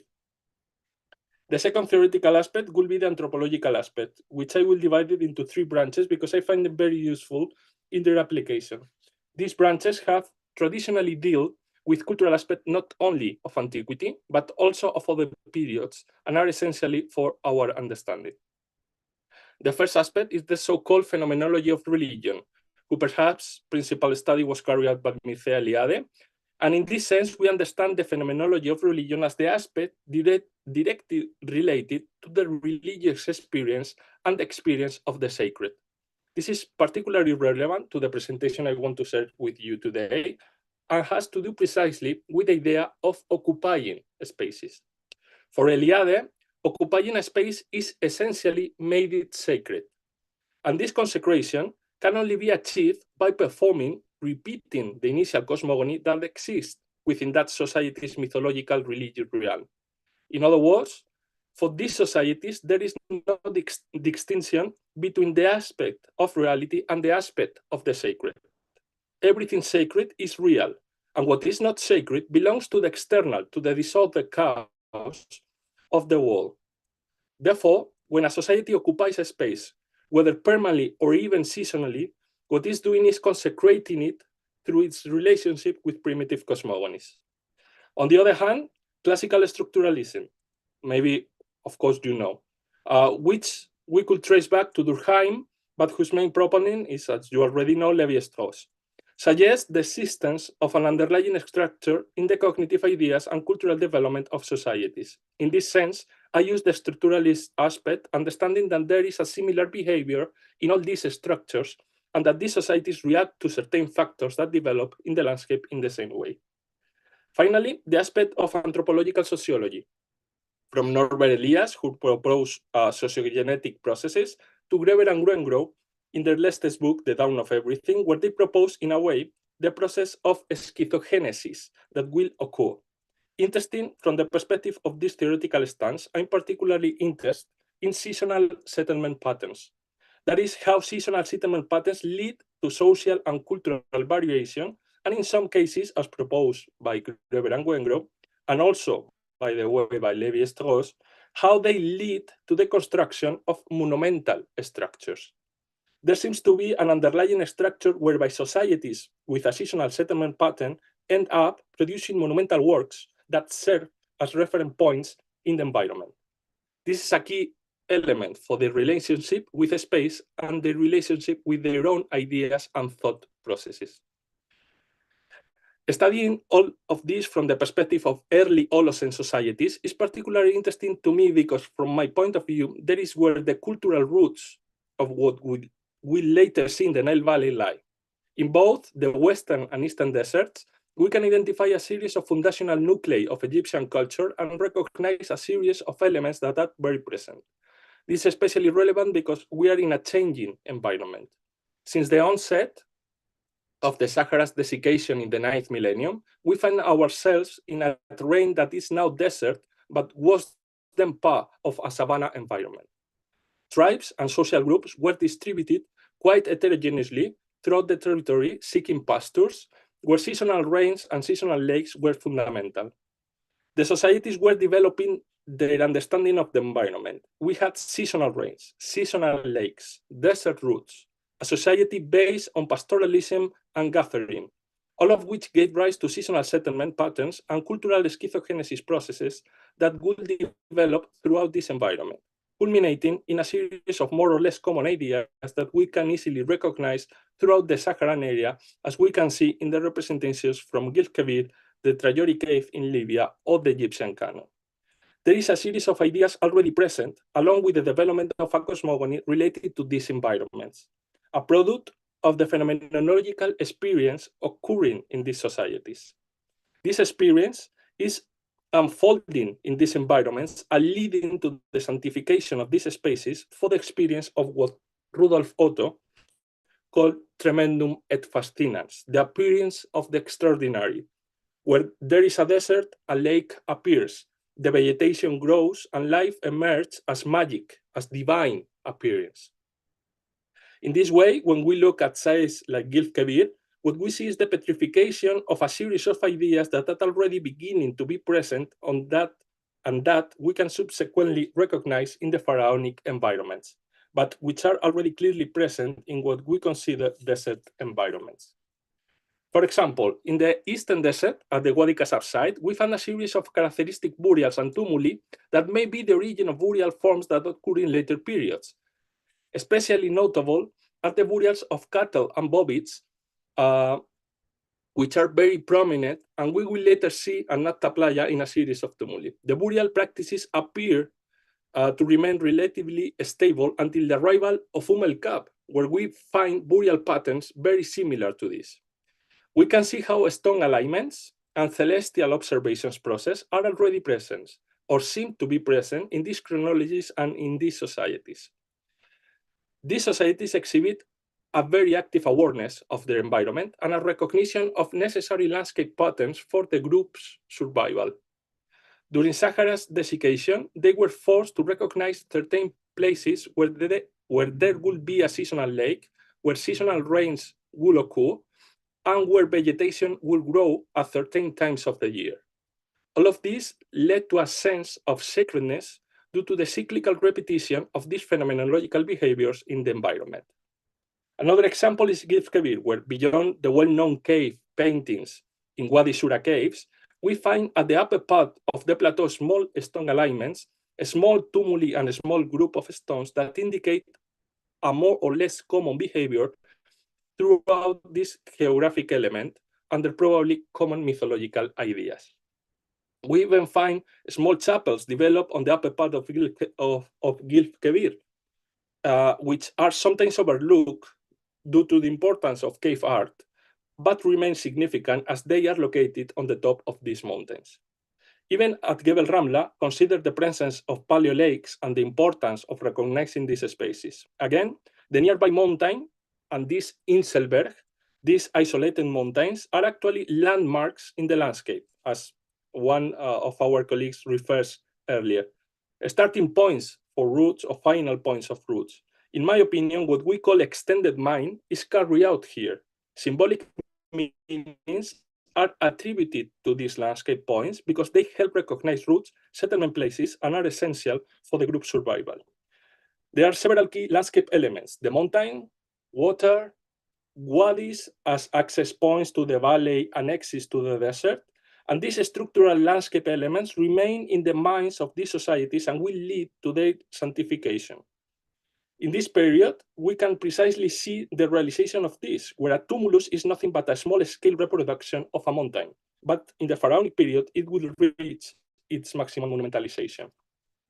Even in the Eastern Desert, in Wadi al-Aki and Wadi al-A, we find this series of elements, this series of tumuli and alignments of stones. However, the peak of all these ideas will eventually be reached at Natta Playa. At Natta Playa, we find a series of megalithic alignments, tumuli, burials of bodies, all part of place where we believe that was a gathering point of all these tribes and what seems to be a pattern of seasonal settlement. At some point in this year, probably with the arrival of the rains, they will gather at a ceremonial center where festive events took place among all these clans that were in a process of cultural schizogenesis. At Natta Playa, we also find the so-called sanctuaries, which are a kind of tumuli with rather strange structures. Here we see a type of tumuli filled with sand and then covered with stones, which do not contain any archaeological record, but are interesting due to the possible ritual used during this period. It seems that the idea of creating a tumulus that one must enter, descend into, penetrate into that mountain, artificial mountain, is an idea that will be fundamental later in Egyptian cosmogony and seems to be already present in the environment of these chronologies and these societies. Similarly, the burial of bobbies, a cult of cattle, that seems to be characteristic of all these Sahara societies whose archaeological distribution seems to be widespread throughout the Saharan environment, including the Eastern Desert of the Nile Valley, and appears to be the point of origin for a series of cosmogonies, mythologies, and religions anchored precisely to the repetition of seasonal patterns. In this way, we could understand the Egyptian landscape as an element of extended mind according to the 4E cognition, where external elements in the landscape are attributed meaning, serving as receivers and diffusers of that meaning. This is crucial in a population without writing system at this time. The relationship between the environment and mythological or ritual narratives is fundamental for knowledge transmission, social homogenization, and in this case, a mode of thought, as Levi-Strauss said. In this way, we could understand that this extended mind of the landscape is part this environment, and these elements, such as the wadis, mountains, seasonal lakes, cracks in the mountains, and mineral extraction, in all this environment, play a significant role. In many places where minerals are extracted, someone talked about that, a chapel often appears because it is believed that the divinity resides inside the mountain, and the mineral is considered a substance belonging to the divinity. From this point of view, these spaces are sacralized based on the phenomenological experience within them and the repetition of that experience. Therefore, we have a kind of group survival stemming from the climate change that occurred in the early Holocene. Groups with seasonal settlement patterns were searching for specific places for the group survival, leading to the seasonal settlement patterns. To establish these seasonal settlement patterns, what is needed is precisely knowledge of the landscape. That is to say, there is a mode of thought in these societies that requires the recognition of certain elements in the environment, indicating where there will be a seasonal lake, a flood, where vegetation will grow, or where certain hunting activities can take place. This behavior of seasonal patterns increase mobility among the groups, which in anthropological terms results in variability in social models. It produces many modes of social organization that are configured in process of schizogenesis, whereby group identity is constructed in relation to others and often in opposition to neighboring groups. This will lead to the emergence of a charismatic leader, because the leader will have the know-how, the knowledge of recognizing these landscape environments. Also, in this social variability, it will precisely the charismatic leader who will emerge from all of this, finally leading to what we call the Egyptian state. However, it is precisely from the recognition of the environments that guarantee the survival of the group that this civilizational development occurs close to the third millennium. From a cultural point of view, we have another pattern. I'm finishing. Thank you. From a cultural point of view, we have another pattern. The fact that the seasonal settlement patterns, as we mentioned, produce a deep knowledge of the landscape. This knowledge eventually turns into a ritual. The cyclical repetition of certain activities within an environment leads to the ritualization of those activities, meaning they become associated with the sacred. For example, if every year I go to Nata Playa and there perform a ritual or a series of activities to bring the rains, and then the rains come, what happens is that I attribute the arrival of the rains to those activities and turn them into a ritual, imbuing them with a much greater symbolic significance than they initially had. From the ritual, and here I follow Durkheim's thought, what occurs is the myth.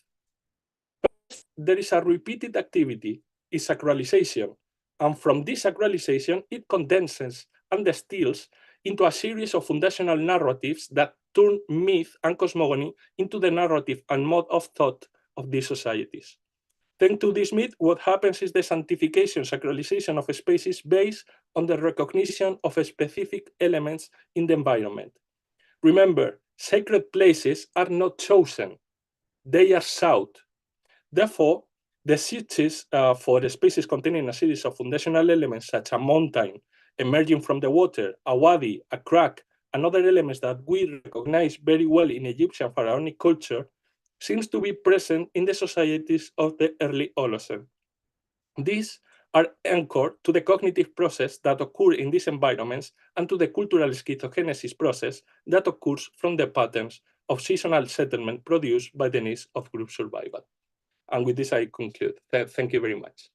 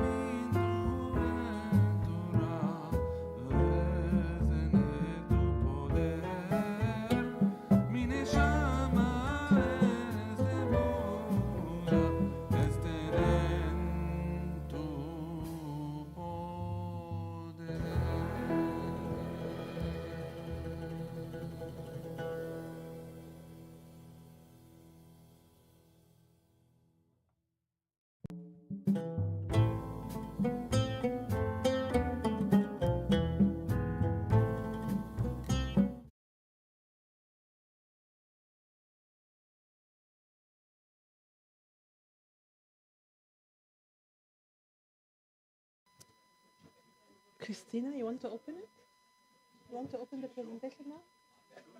Which one is it? And then?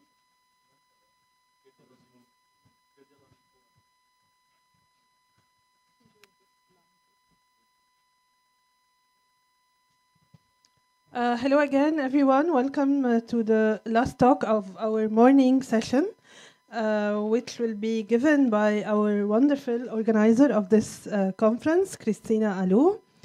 And Christina was trained at the University of Pisa and Universität zu Köln, and she has examined her doctoral thesis. And she studies the social aspects of interaction phenomena in mining frontier regions of Egypt from the early dynastic period to the New Kingdom. Since 2021, she is a member of the Wadi al-Hudzi expedition in the Eastern Desert, and now she is a postdoctoral research fellow at the Ifao and the PCMA. Today, Christina will present her From Theory to Practice, From Space to Place, a methodological reflection on the study of desert mining, landscapes, and Egyptology. Please welcome Christina.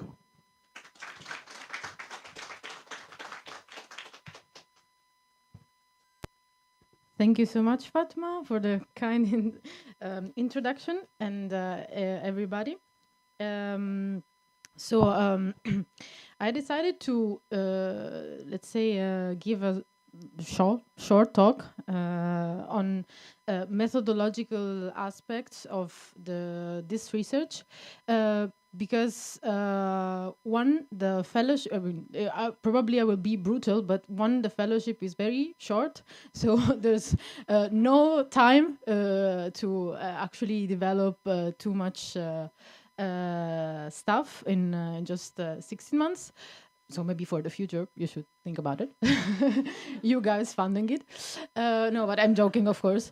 No, the other thing was actually that I really wanted to start from the basis. And since I'm not a landscape expert, but I've done other stuff before, so I mostly focused on social history of ancient Egypt. So now this landscape turn, which I'm always also doing during this fellowship, has brought me to some more, let's say, theoretical and methodological questions to address.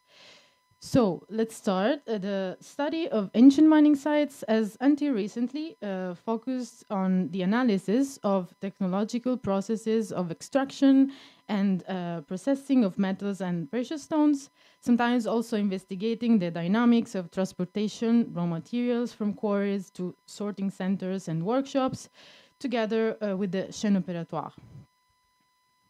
The issue of the social and cultural milieu related to the mining areas is in most cases, let's say, left on the sidelines for a long time. And especially this is a problem because these areas are very they are very charged with geographical and political stimulus from inside and outside, and in general, the engagement of the mining communities with the desert landscape, it's really visible, as you have seen from the talk we've had before. So it is only since the 90s that the historians, archaeologists, ethnologists, and cultural anthropologists have begun to emphasize the social, spatial, and ideological aspects of ancient mining activities. And a necessary assessment of the status of studies was carried out by scholars during ancient and during an international conference held in 1996 in Bellagio. The conference proceedings as a whole highlighted that there's still not developed or underdeveloped potential of a theoretical and social approach to the study of mining communities, covering a geographical area ranging from the Americas, Australia, New Zealand, Egypt, Africa, Europe, the Mediterranean, and so on, over 4,500 years of period. A change, of course, was therefore needed because the technological process that took place at mining sites and the people who produced this technological process cannot be understood in a vacuum, be this vacuum special, cultural, and social whatsoever. Mining communities function indeed as an actual ecosystem and can be defined as culturally based behavioral systems, which are the composite outcomes of negotiation between positioned social agents pursuing their goals under both ecological and social constraint. And here we are here to stress especially the ecological part, but not forget about the social, of course. Ardesti's theory on 19th century Western American mining communities then quoted and applied to the ancient Egyptian cases by Ian Shaw in the same volume of the proceedings of the Bellagio conference was also contributed to actually create seminal research on the anthropology of mining. Identifies three spheres of interaction which the mining frontier maintains with the outside and distant world because of its ability of supplying precious minerals and metals. So the spheres are the material, the social, and the informal one. The material one is made of the archaeological remains of minor settlements, roads, caravan routes,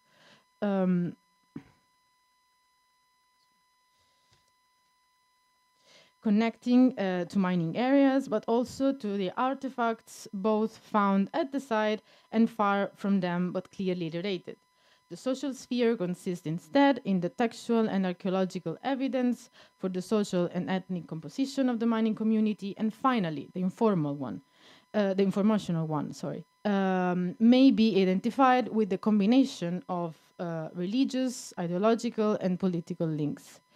Ideology favors the development of organizational and economic strategies and justifies the political and social configurations leading these strategies. These fields of interaction can clearly overlap to some extent, as when in the transport of raw material, the journey involves crossing foreign lands and thus encountering other social actors. In these cases, the negotiation goes beyond the relationship between the mining community and the landscape, but involves other human actors. The aspect that must be taken into account for a holistic study of mining can be grouped under three main topics: relationship between mining community and the environment, composition of the mining community and social bonds, contacts between the community and the outside world. According to Bloxham, all quarrying and mining landscape that she labels as quarryscapes, as the name also of the conservation project she undertook in the past with Per Stormir and Tom Eldel, shared certain characteristics, more or less preserved in the archaeological evidence, which relate to the type of data that can be obtained from them. The resource or actual mineral deposit, production remains such as mines, quarries, tools, the social infrastructure, so the remains left by the people who work there, the settlements, inscription, ceramics, and the logistics or roads, infrastructure used to remove product from the mines and to just connect places. The mining environment with its campsites, extraction areas, rock inscriptions, and graffiti is part of what have been termed desertscape. It's originally a definition by Richards, then used by Garnett, especially for the Wadi Amamat case, but in general for the Eastern Desert very much.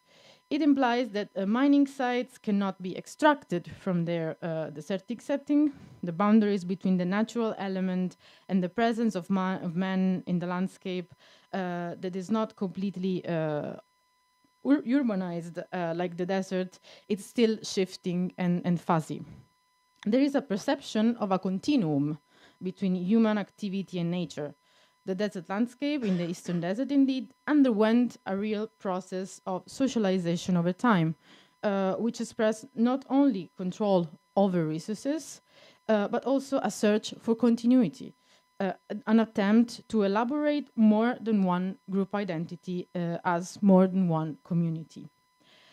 From this perspective, for example, the list of names and title of the Wadi Amamat Griot quarries, until recently merely subject of prosopographical studies, assume an important significance in the expression of the social identities that survives for generation a symbolic relationship with the landscape.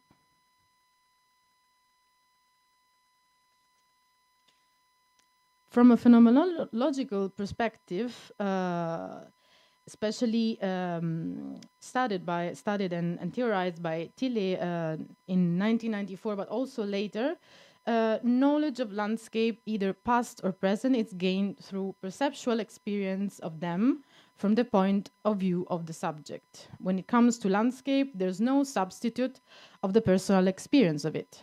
The subject experience the landscape, do it through his or body, but also the landscape is a body.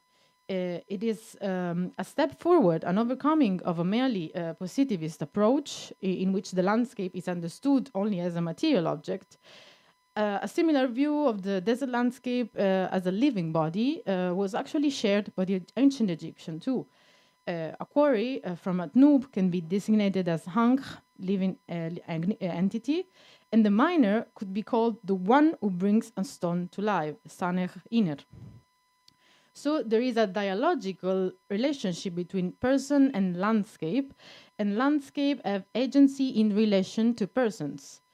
They have a profound effect on our thoughts, our interpretation, because of the way they are perceived and sensed through our carnal bodies. The phenomenological approach stress in first place, so the materiality of landscapes. Daily passages through the landscapes become biographical encounters for individuals recalling traces of past activities and previous events. Memories continually provide modification to a sense of place, which can never be exactly the same place twice, although there might be attempt to provide stability or perceptual and cognitive fixity to a place, reproducing sets of dominant meaning, understanding, representation, and images. The importance and significance of a place can only be appreciated as part of movement from and to it in relations to others. The act of moving is important as that of arriving and as that of staying. Deserto has defined an art of walking, which is simultaneously an art of thinking and an art of practice or operating in the world. Moving through space then constructs special stories. Recent research has shown that peripheral areas played a significant role in maintaining the complex web of relationship between centralized polities, although collective imagination tend to link the desert with an image of remoteness and isolation. But these deserts, as we saw, actually were anything but remote and isolated. Desert mining sites must be then understood as nodes in a multi-layered network, which is not only made up of other sites, so it's not only made up of settlements or industrial sites, but also of other informal, let's say, elements, such as rock shelters, cairns, waystations, inscribed rock walls, and so on. A landscape archaeology approach to the mining sites of the Eastern Desert finally places the discourse no longer at the level of the small and monadic scale of the single production site with a annexed settlement, but embraced a global and networked perspective.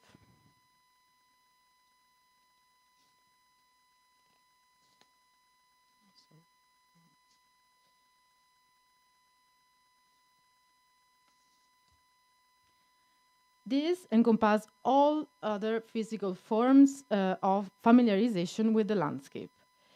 Such an approach can then be complemented with the so-called desert road archaeology, attempts to systematize it as a sub-discipline from the methodological and theoretical point of view, were recently proposed, for example, by Forster and Riemer in 2013.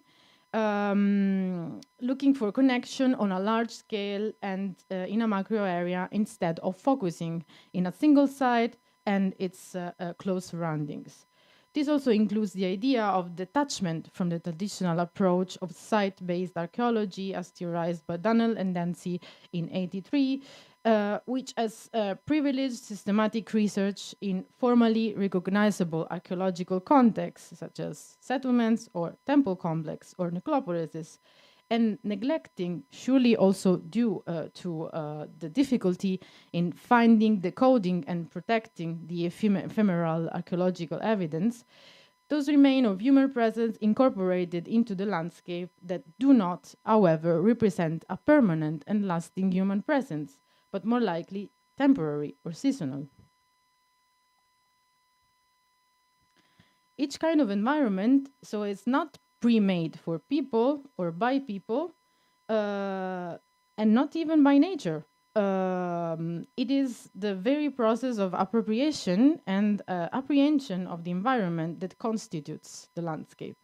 Particularly landscape appropriation refers to the action, material or symbolic, by which human beings benefit from the ecosystem by converting it into a social element. So defining place, plotting mental maps, and creating cultural memories are all mechanisms of socialization in which negotiation between places and people comes into play. Naming a place is an act of construction of landscape that fuse time and space. So the temporal dimension of landscape has been especially stressed as the real, actually, aim of archaeology by Tim Ingold. So Ingold says at the end of his paper on temporality of the landscape, that's basically the main purpose of archaeology. Temporality for Ingold is not chronology, it is not history, because it means that the subject is an external spectator of the events. Instead, the placemaker is an internal participant. He is a performer. He also wrote that landscape is a pattern of activities collapsed into an array of features, an external form created by human activities, which remains visible to the archaeologist after its creators have already disappeared. So these activities collapsed and encapsulated into the landscape are called by Ingold taskscapes.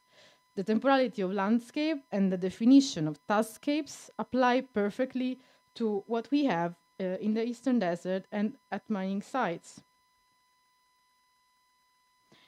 So to conclude, a fuller social analysis of desert mining areas also required geographical and landscape anchorage that can has to be theoretical informed and so the approach has to keep in mind the aforementioned key concept provide.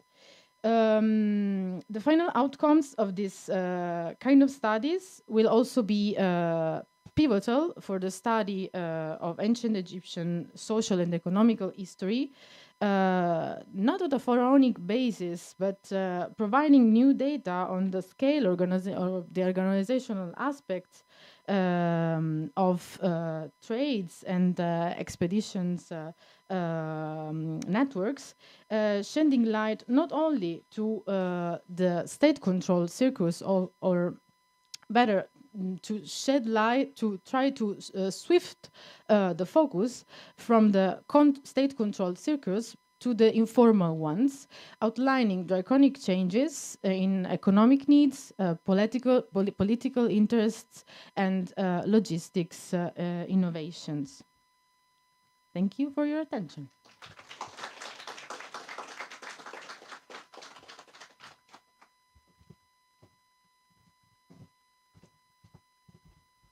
Thank you so much, Christina, and thanks to all our morning speakers. I would like to open the discussion and invite all the audience in the room and also online for questions, thoughts, comments to all our 4 speakers of the morning.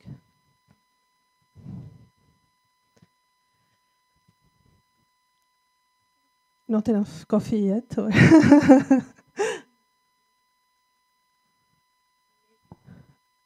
There's maybe some questions also in the chat that we can start with.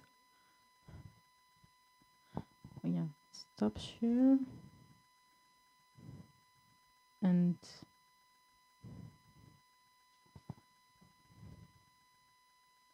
apparently no.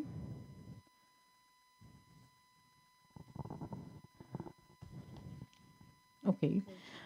I actually I don't have a question, but I was having an observation for Gael. When you showed us the determinative for immentat, like you pointed out that there's basically no desert determinative in immentat, but in the among the cardinal points, no. So I know it was the other way around. So there's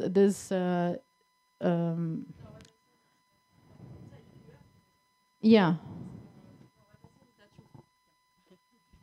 No, of course there is the desert classifier, and what I said is that you find it more often for immentat than for the other cardinal points. But basically, it's attested also for Yaptet, for example.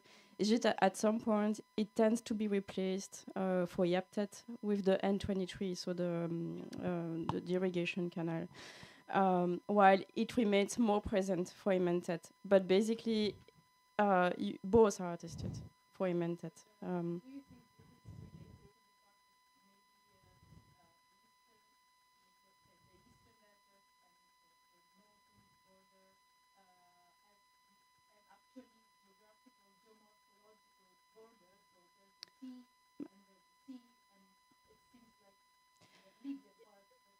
It might, yeah.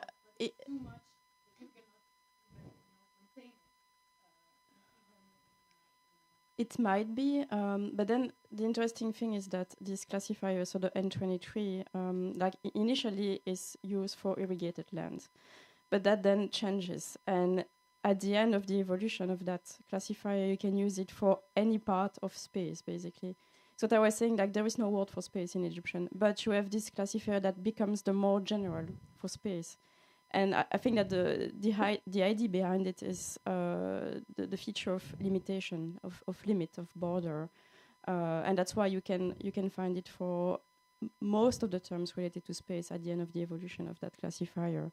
But for immentat, the N25 remains one of the majoritary classifiers because also it's related to the realm of death, and yeah, and I think that desert connotation is stronger probably. I mean, that's my idea about it, but then okay, yeah. My doubt was just, it's not a doubt, it was more just, let's think about it. Why? I mean, maybe we find.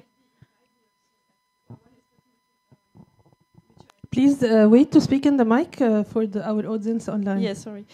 No, I'm not saying it's wrong. It might be that he influenced things as well, but it's, yeah, I don't know. It's not mutually exclusive, I would say. So your explanation might also.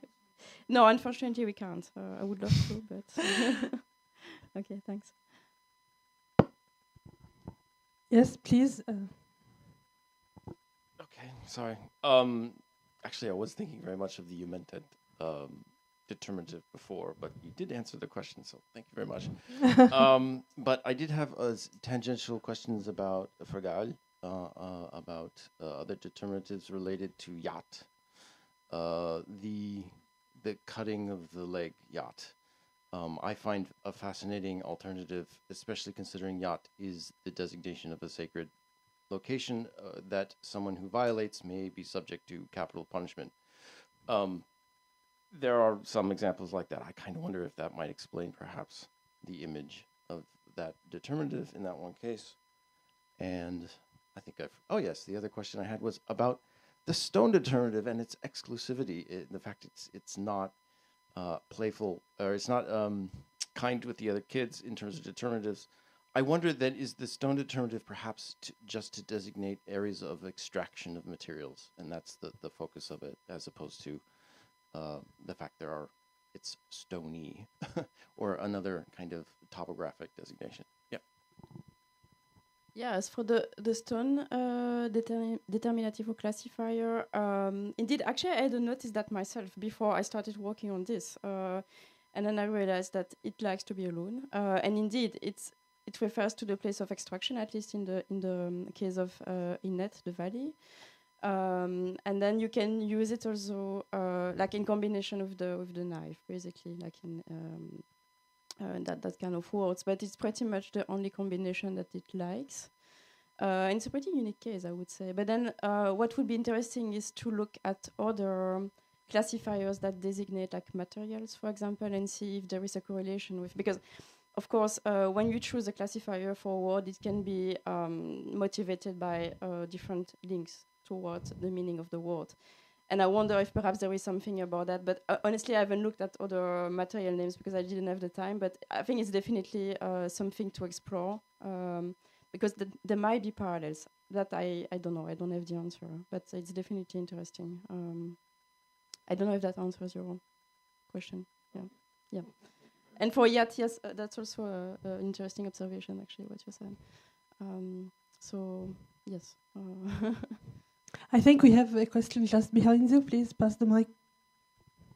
I had actually I guess it's not really a question, but more would love to discuss Antonio's talk. I find it very difficult to see a correlation between place naming, place making, and civilizing. And I was wondering if, and because of course he was discussing sort of the religious outcomes that come from sort of experiencing a place and how one gets from survival tactics to charismatic leaders is in 1,000 years is difficult to sort of think about. So I was wondering if maybe we could spend a bit of time addressing this, because I think about, you know, what makes a place uncivilized if we're there, and and how does this relate to sort of concepts around religion, and is that really the only thing that makes us civilized? I mean, of course, this is a very difficult thing to answer in, like, I don't know how many minutes we have, but Antonia, I was wondering if you could just maybe share with us your thoughts around this, because it just seems like a lot for 1,000 years. So yeah, and of course the rest of the audience too. Yeah, indeed, this is a big question.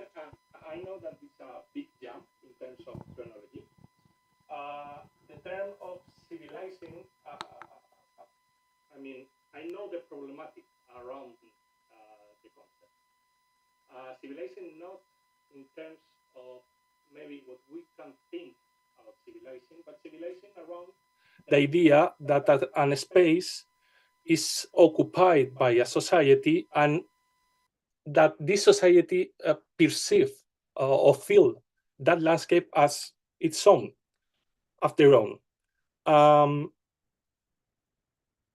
In my view, the problem is around the idea that we made like two spheres of distinction between the religious and the normal life. And I'm not sure but if when we speak about Asian societies, there's a boundary between them. I mean, for me, there's not a boundary between the religious sphere and the normal social life. All are interconnected. The religious is, as Levi-Strauss already said, a mode of thought. I mean, it's not related, or not related only with the cult or the ritual or the temple, but it's a mode of thought about reality. In this sense, understanding the religious system as a mode of thought, I think that it is really connected with the way of society occupy space. Because when you arrive to an non-known space, first of all, you have to install some points of reference that you already have because of your experience in other spaces. And from that point, you establish a narrative around that spaces. The problem of place making or place naming and the topography and everything for me is the second step of that process. I mean, once you recognize some elements in the space that you can connect with your own myths, ideas, or cosmogonical ideas, you put a name. But the name is the last step, or not the last step, but the second step of that evolution.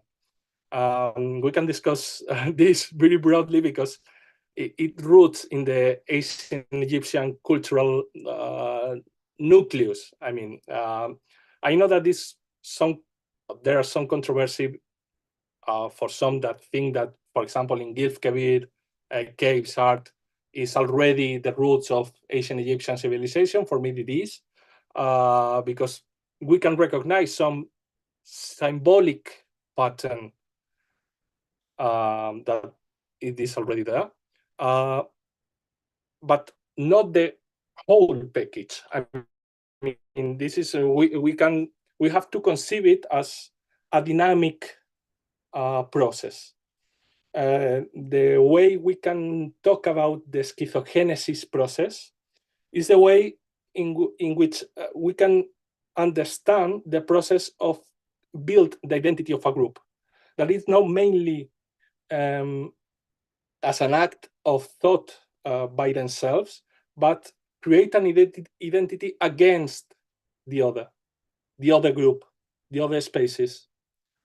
This process of schizogenesis that is well attested in ethnographic record, I think it is possible to apply it to these primitive societies of the early Holocene and understand that they are conquering a new space, and the phenomena that occur in that space, the paleo lakes, the seasonal rains, the recognition of some patterns in the mountains, the cracks and the wadis as liminal points,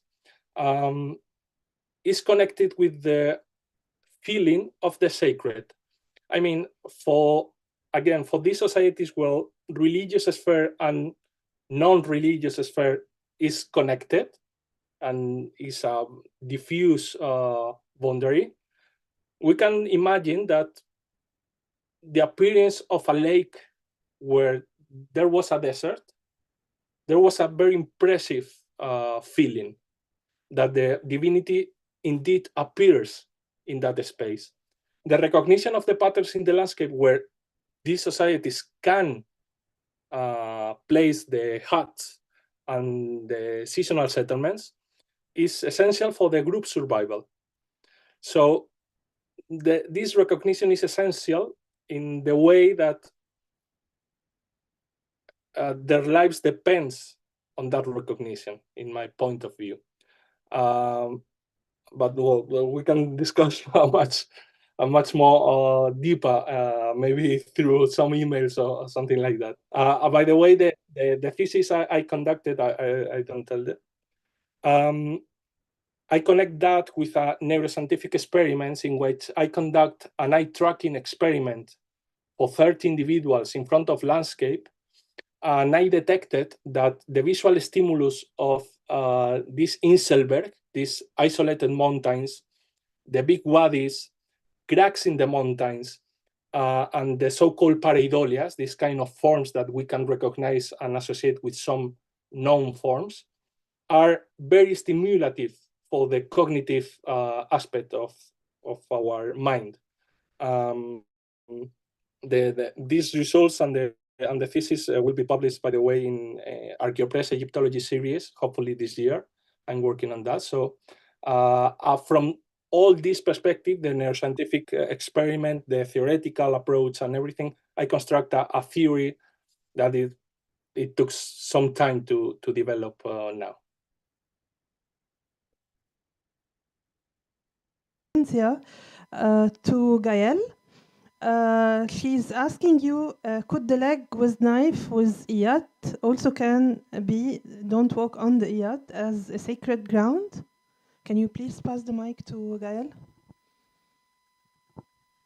Yes, I think so, in the sense that iyat is also there for purely phonetic reasons, I mean that sign. But I think that choosing that sign, because usually iyat is not written like this in the word yat.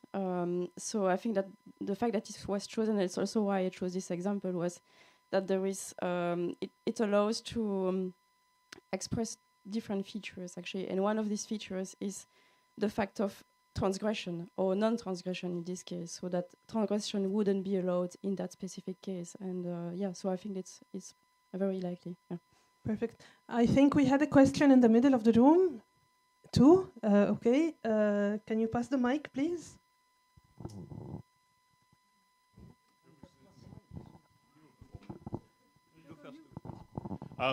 If I can go all the way back to Kate's presentation, two sort of questions about placemaking, considering we're at a placemaking conference. For the place names of Wadi al-Hudi, I was interested in the fact that you have Hasat Kesmen, as in the foreign land of Wadi al-Hudi, or amethyst, and also sometimes in inscriptions just use of the demonstrative, this hill country, and whether you could expand on why they're used, when they're used, and what possibly that means in that context. This question will be answered by Brian Kramer, our philologist. Ba-bow. This is not my day. I'm tomorrow. Yeah. Okay. Sorry, yeah. wrong question then. No, especially with the Haset 10, it's a very interesting question considering the use of demonstratives with place names that has its own kind of extended literature. You're asking which context one appear in and which context another appear in? Is that the drive of your question? If that's an interesting question, yes. I find it an interesting question. I think it has a lot more to do with the genre of the text that we're looking at, where you get the more formally extended use of the place name. It's more of a formal text, whereas Haset 10 would be something that is more informally inscribed by someone who's making one or two lines just to record their personal contributions. And those are the ones on the rocks, right? So the Haset is very obvious, being the thing that's actually inscribed, whereas the other ones are more of a formalized text where it's been composed. It could even have been written elsewhere and then brought to Wadi al-Hudi. Yeah, so I still wonder why we don't have a real solid place name for Wadi al-Hudi. I mean, the desert of amethyst could apply to anywhere where you have amethyst, and as we have been showing, there's more than amethyst at Wadi al-Hudi. It occurs elsewhere too. So, I guess it corresponds with Antonio's remarks concerning place names. They follow a pattern that has very much a history to itself, and I don't know if the Middle Kingdom reached that point yet. I don't know. I really would like to find a place name for Wadi al-Hudi that is more distinctively of the place. There are some place names that occur in the text that we still I mean, we still can't know if it's actually Wadi al-Hudi or not, too. The 143. Oh, yes. Well, we can talk about that one, but there may be definitively a place name in a built structure. But we still don't have more than one case of that actually occurring in the text. They don't always give you what you want. Yes, I would have a question for Gaël Chantrin. First, thank you for your very interesting talk. I'm absolutely illiterate in ancient Egyptian, so my question may be very naive. But is there a distinct word, rather a distinct sign for mountain in ancient Egyptian, or are desert and mountain always designated by the same sign? I'm very interested in this lexical confusion, which has not disappeared in Greek and then Coptic papyrology. Thank you. Yeah, there is a word for mountains, Ju. And thinking, actually, that was one part of my presentation that I had to delete because it was too long. And because there are cases in which the three hills classifier, so the one I showed, and the Ju sign, which is very, I mean, looks very much like this one, but with only two hills, are actually confused. And it's funny because this appears actually in the same text. That on one line you have the right classifier of the mountains, so the Ju sign, and then the line after you have the three hills. So so obviously the confusion appeared, but yes, there is a distinction indeed. Thank you.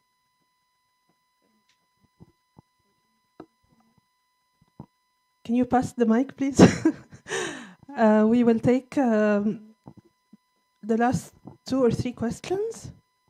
Julia, please. Yeah, many thanks to all the speakers of this morning session.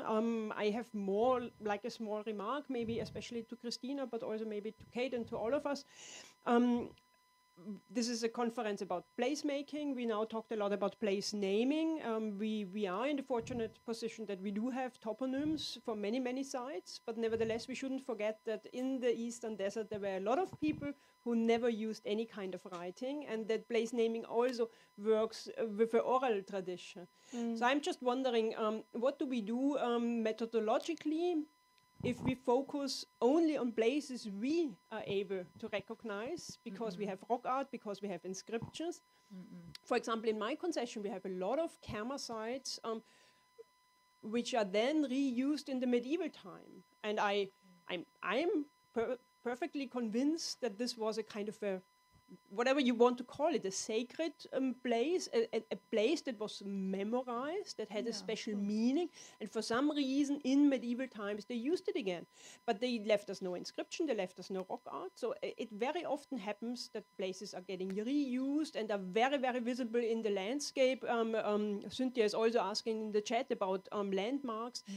There are so many landmarks in the desert that don't necessarily need to be inscribed. And this, again, focuses on this socializing aspect. So I think this is really intriguing, and maybe we move forward a little bit in the next 2 days. So thank you. Yeah, definitely. Thanks, Julia.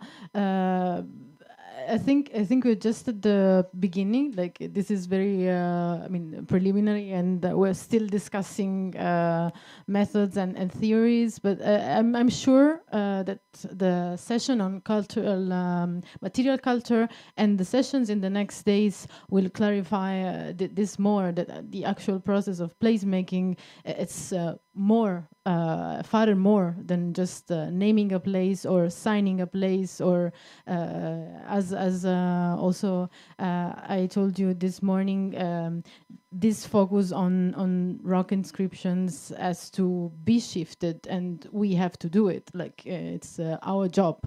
It's not that it's not important. Of course, it is important, but it's just one of the aspects. It's just one face. There's more faces. And of course, also what we saw, for example, in the workshop in the past few days with Maël and Julian, the so-called archaeology of nomadism, it's really helpful in this. It's giving us hints and suggestions, and it's also a workshop too. I mean, it's also work in progress too, but it's from the collaboration of all these kind of specialties and disciplines and sub-disciplines and different type of material culture, and that we can actually progress, I think, in this sense. And Kate? Yeah, that's a great observation, and I think you're absolutely right. I mean, not everybody walking through these areas are inscribing things, writing things down, using hieroglyphs. In fact, the inscription of Nigebu and Hotepi that I showed you, the hieroglyphs are really sloppy. Like, they're not standard scribes, right? They're coming in and just putting down a couple of things that they know. But I think that there is far more evidence that has no inscriptions, has no rock art. And I think that, rock art and graffiti begets graffiti, but then other places they don't. So I didn't talk about it, but we also have Site 13. Site 13 is on the south side of the wadi, so the caravan routes are passing by there. And it is similarly a massive amount of sandstone caves that you can go into. There's small caves, but in the same way as Site 51 with the rock art, you can get out of the heat, you can rest. And there's like 3 camels, right? But there's this significantly, the archaeology is much, much deeper there too. So we have a very large, later 9th century Islamic city on top of it, which is amazing because it relates to the gold mining across the way. But before that, it's used as a caravan route. We do have minor things prior to that.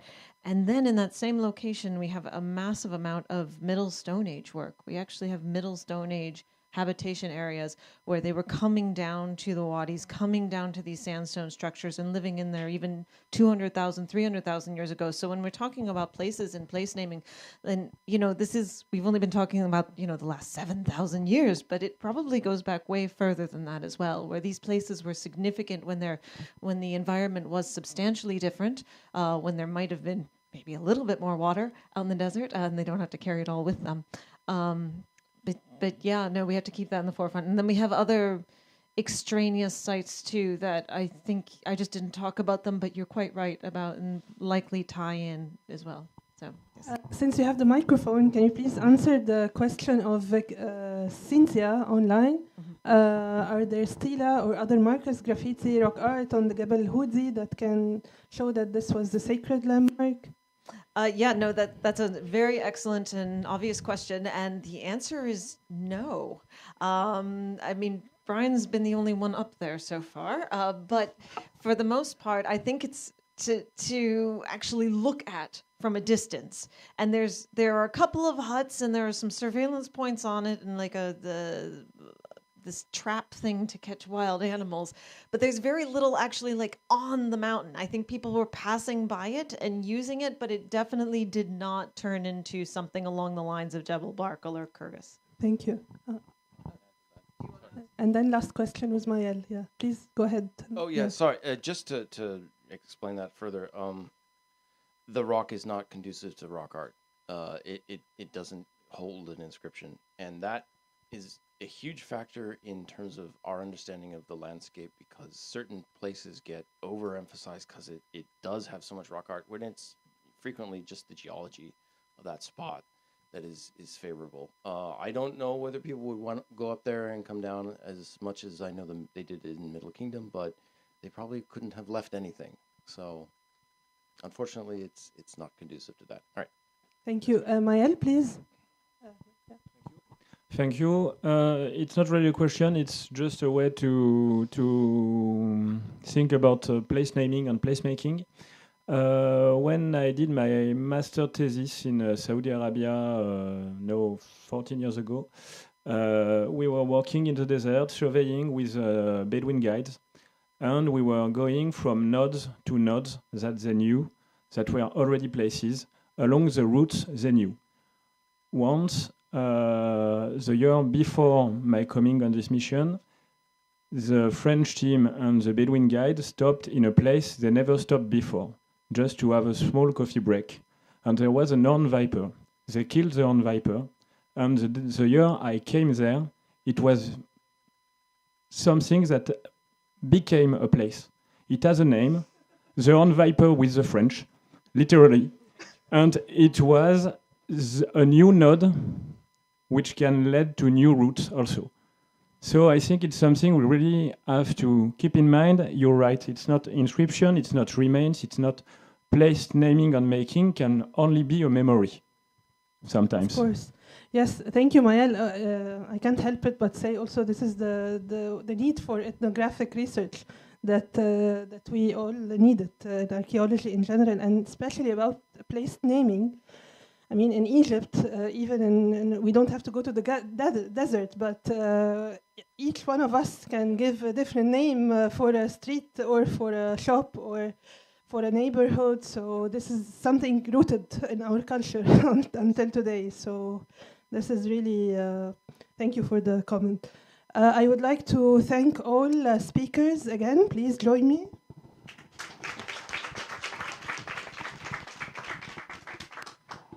Also thank all the participants online and in the room. Would you like that? Okay. And we will now have our lunch break until 2:30. And please come back in the room a bit before. I just want to add that there is enough food for everybody. So it's not, I mean, it's not super big, but it's a light lunch. So there's one salad for each, so don't take two. Even if you're super hungry, and I'm joking. And there's also sandwiches and still some biscuits. I mean, let's go, enjoy.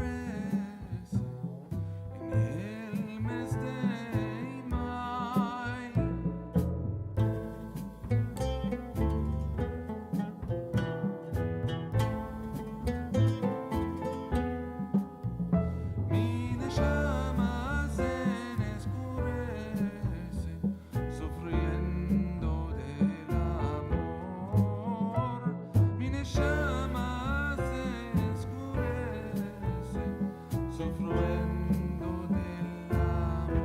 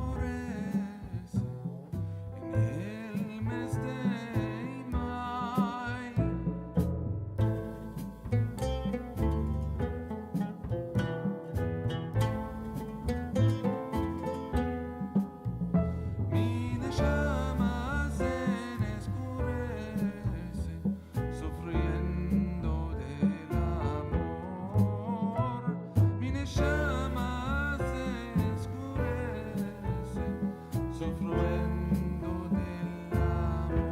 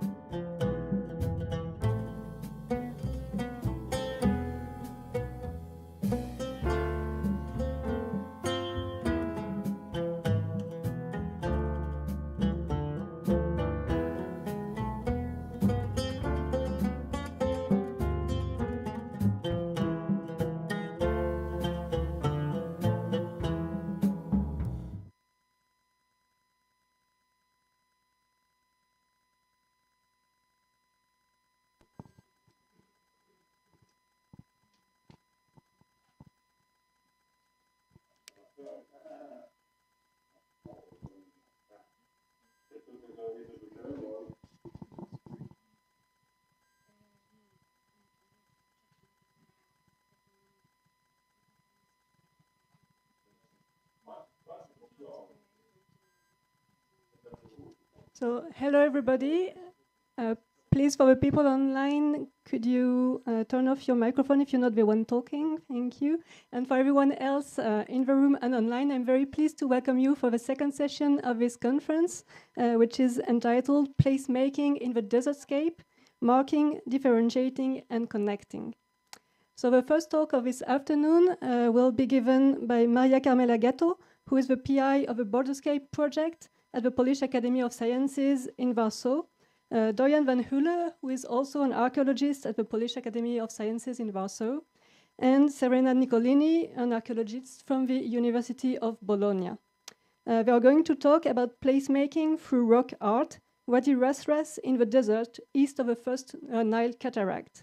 So I give them the floor, the online floor, and it's all up to you. I see the screen is already shared. Here you go. Screen correctly? We see the screen and the presentation is not yet in full screen. Okay, so I share again. Let's see.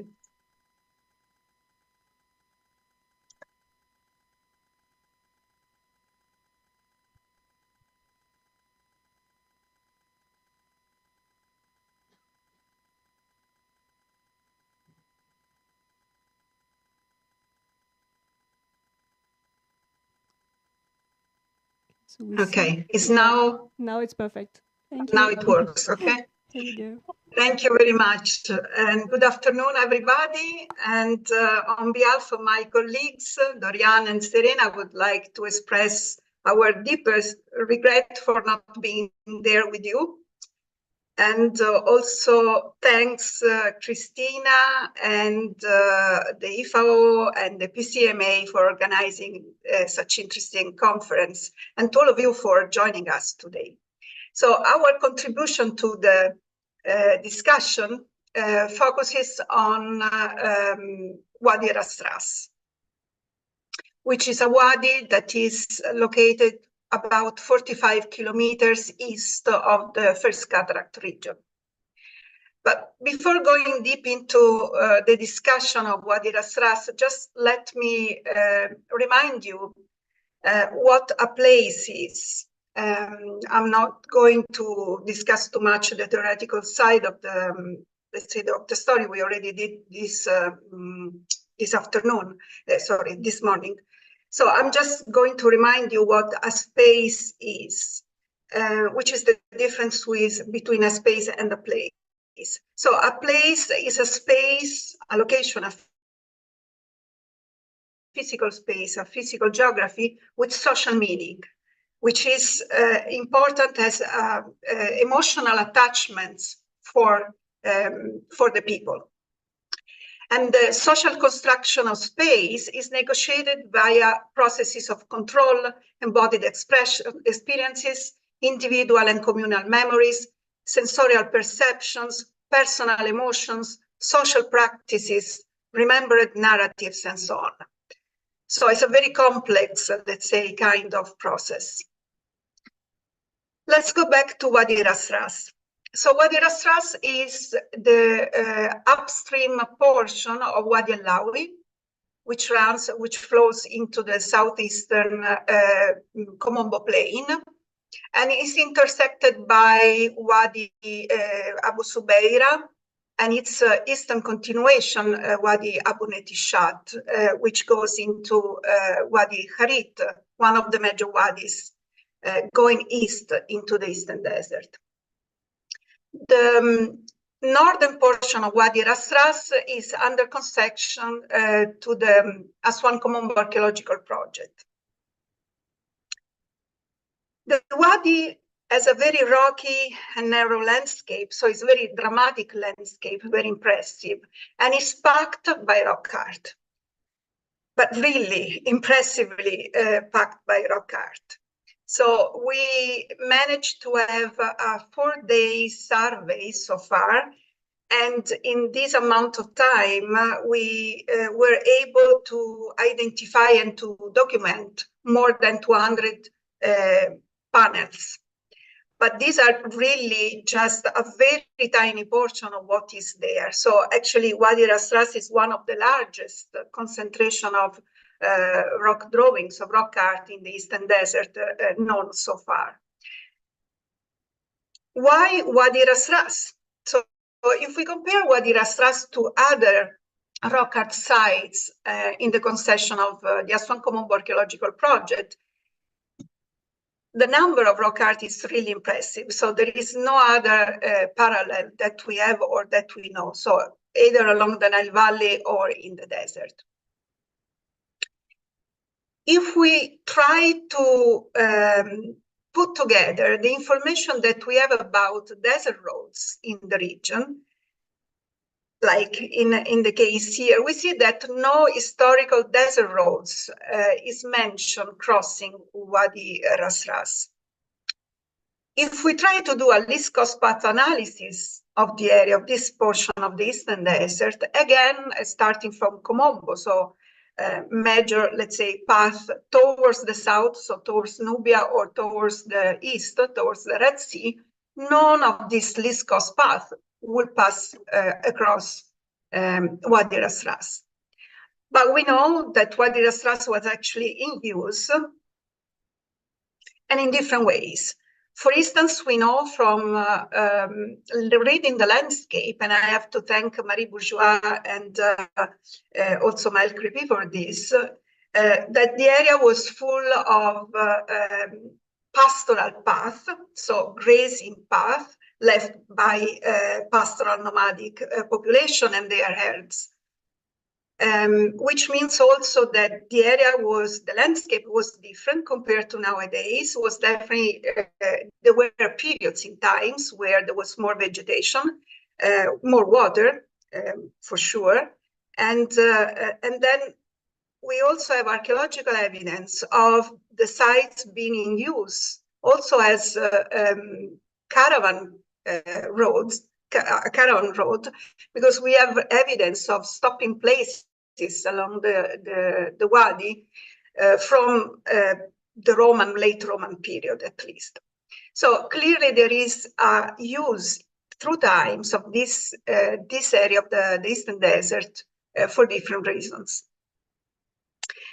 The fact that there was water, we can only also infer that from what we can see nowadays. So for instance, there are sand dunes that blocks, let's say, that traps possible water on the bottom of the wadis. There is still some vegetation in the wadi, in Wadi Ras Ras, but also in the nearby wadis. And also the rocky landscape, also the top of the plateau, can be a place where water was trapped by the rocks. So clearly we have to imagine through times a place that was a little bit different from what it is nowadays. Rock art is everywhere in the Wadi.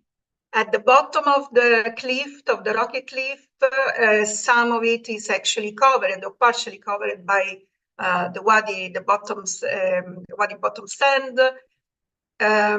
Is on top of the cliff. In places very difficult to reach for us, but I have to say that it's very easy for the local population. We have fishermen helpers with us when we go there, and they jump everywhere. So for them, for sure, was easy to reach. So any elevation everywhere. In every single rock, there is a drawing. Some of them are clearly visible from the bottom of the wadi. Some others, you have to go closer to see them. Some others are impossible to see. They are really everywhere, even in hidden places. So there is clearly a different reason to do these drawings and also a different way to approach, let's say, the symbolism of these drawings. We have drawings that are datable at least from the early Holocene, but we don't exclude the possibility that some of them, including the one that you can see on the top right of your screen here, could be even earlier, so late Pleistocene. So we have early Holocene, the so-called Epipaleolithic rock art. Some that are very difficult to date, like in this case, we have crocodiles here and a turtle. That may be also very, very early in date, if not pre-dynastic, but anyway, prehistoric. Anyway, the bulk of the rock art from Wadi Ras Strass is dated to the pre-dynastic, early dynastic period, particularly the pre-dynastic and particularly, let's say, Nagada 1 and Nagada 2 phases. We have different kinds of scenes, different kinds of representations, the classical ones like boats or hunting scenes, the same types we can see along the Nile, for instance. But we also have unique representations, like in this case, top left of your screen, we have an hunting scene where the hunted animal is a giraffe. And this is a quite unique representation. We have also very large palimpsests with, addition, superimpositions, also from later periods.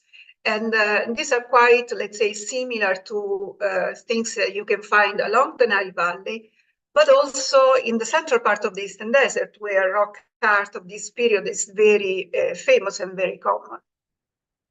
But there are also representations that are quite different to the standard, let's say, pre-dynastic iconography. In this case, we have a concentration of different animals, wild animals, desert animals, with this representation of ostrich, which is quite unique, very large. You can see here a person for a scale. That you don't find along the Nile Valley. So it seems that there are, that there is a variability that is not visible in other locations.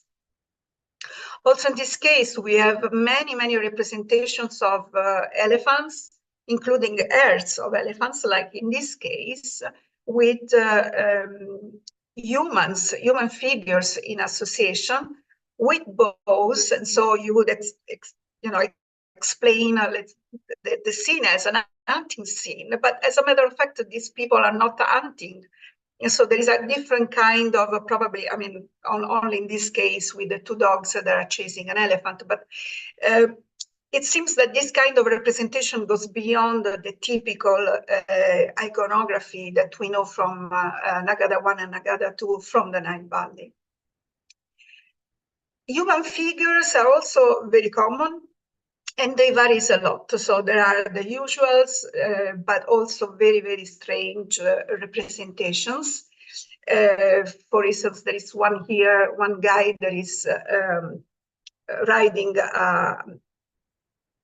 a donkey. They are from different periods, of course, but most of them can be traced back to the pre-dynastic, early dynastic period. Among them, there are also many female representations, female human figures, which are quite rare in pre-dynastic rock art. Some of them, like in this case, bottom left of your screen, these are the typical Nagada 2 females with raising hands. But then there are also other types of female representations, like the one to your right side of the screen. And also the context in which they are represented is quite unique.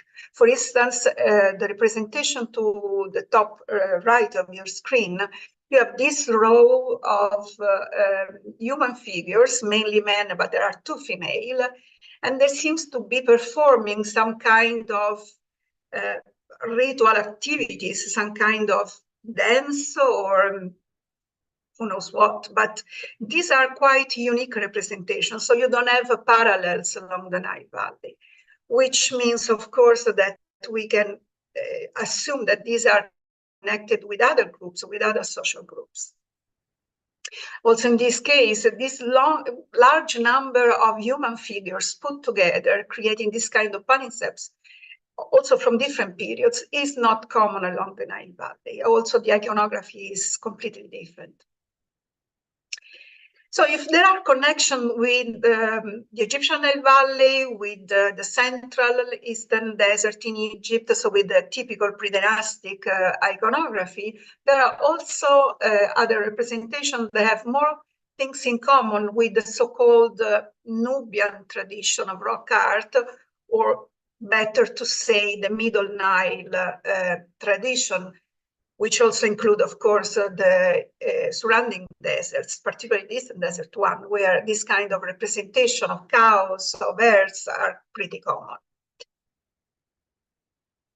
So we have many representation of herds, and even if you have, and in this panel, for instance, top left side of your screen, we have this mix up of elements who have this kind of connection with the Nubian tradition, but then elements like the human figures who have connection with the pre-dynastic tradition. So it's a mix up that is difficult for us to explain just following or using one of these two main iconographic traditions as a, let's say, as a source.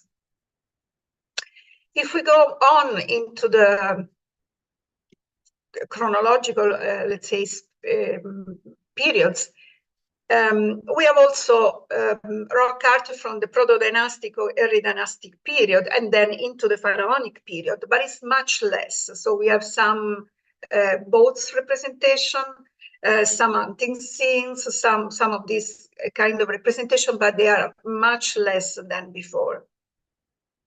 And we never had this kind of very complex palimpsests or palimpsests connected to the, let's say, central power that is arising in the Nile Valley, which is the first cataract region is full of, but we don't have in this place.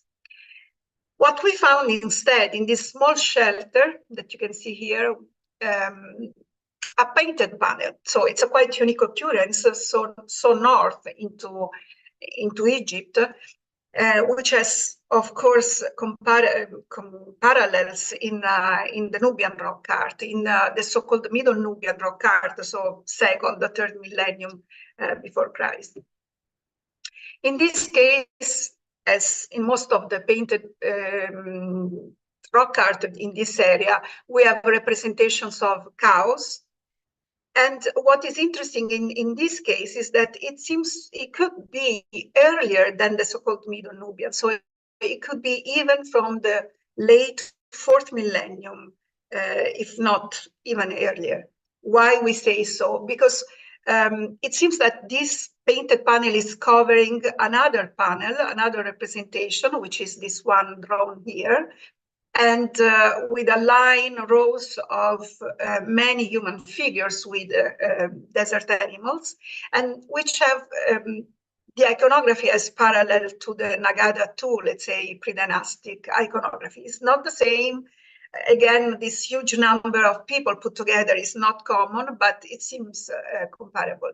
So if we have a middle 4th millennium scene covered by this one, we may assume that this one is younger than that.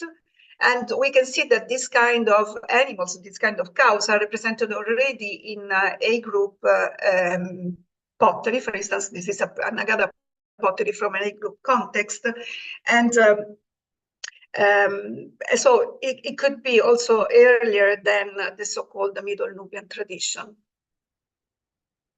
which anyway is very common in the Wadi. So we have many scenes with cattle herds of different types, very common in the Nubian sphere.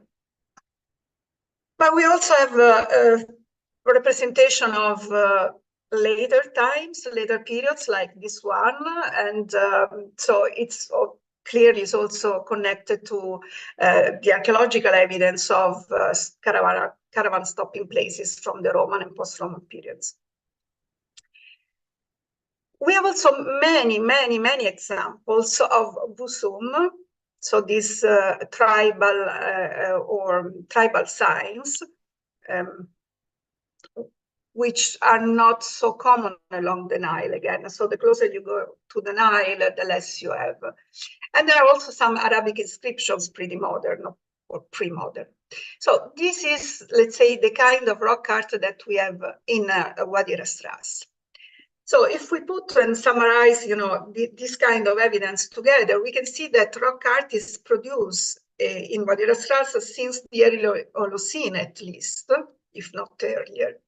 That the major concentration of engravings was done during the pre-dynastic and dynastic period. This kind of rock art has many parallels to the Nilotic rock art of that time from Upper Egypt, the one that we know from the Central Eastern Desert, and also from the south, from the Middle Nile region. But there are also many unparalleled scenes, parallel engravings that are difficult to define. So who are they? Who made them? There is a scarcity of pharaonic rock art, and we know that this is a common trend also along the Nile Valley. There is a shift towards writing, so rock inscriptions are mainly done at that time. We have non-rock inscriptions in Wadi Ras Ras. Instead, it's very common, the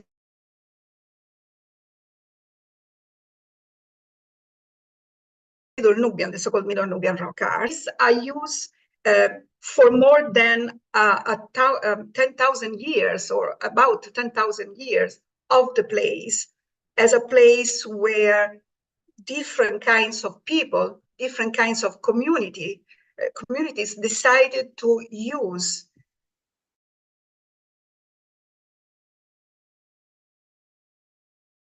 the landscape, this space, using rock art. Who were these people? We can, we can detect, we can understand some of these groups, like the Nilotic people from Upper Egypt, so the so-called pre-dynastic Nagada culture society. Some of them are definitely coming from the south, from Nubia, from the Middle Nile region, but there are parts of this rock art that we have no idea how to connect, how to relate. Clearly, these people, these different social groups, came to Wadi Ras Ras for different reasons at different times, or even at the same time, but maybe at different moments within the same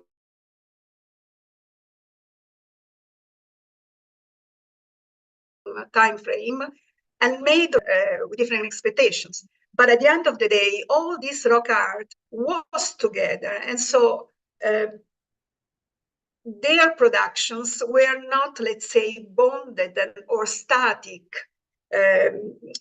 were not static symbolic representation. These were productions that were interacting and communicating one to each other, were palimpsests that were modified with adding new drawings, new pictures.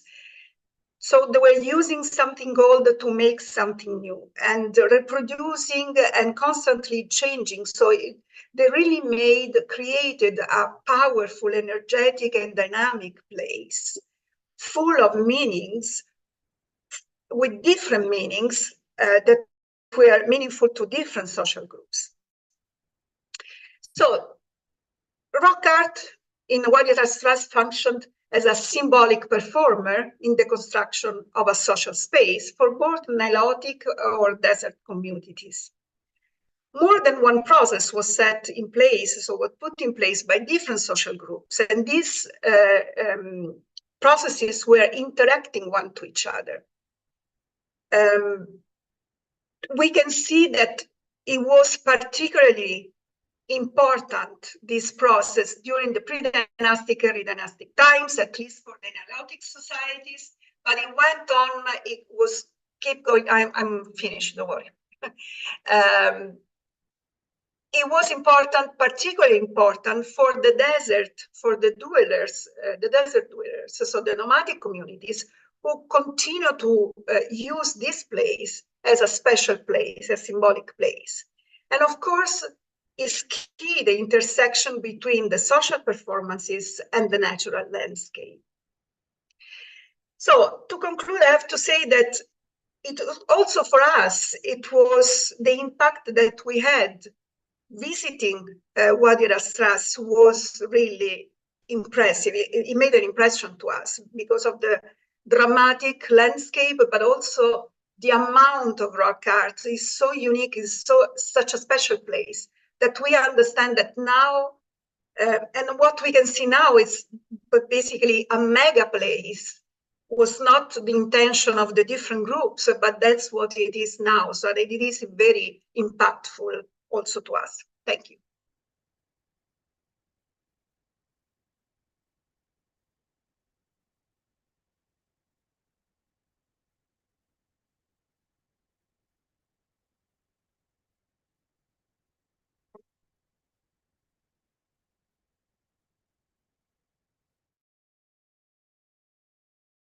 Talk, so I will just put on the next speaker's presentation, and the next speaker will be Sherouk Shehada. Well, I will first share the screen, and what is happening? Let's try this again. Okay, so share screen.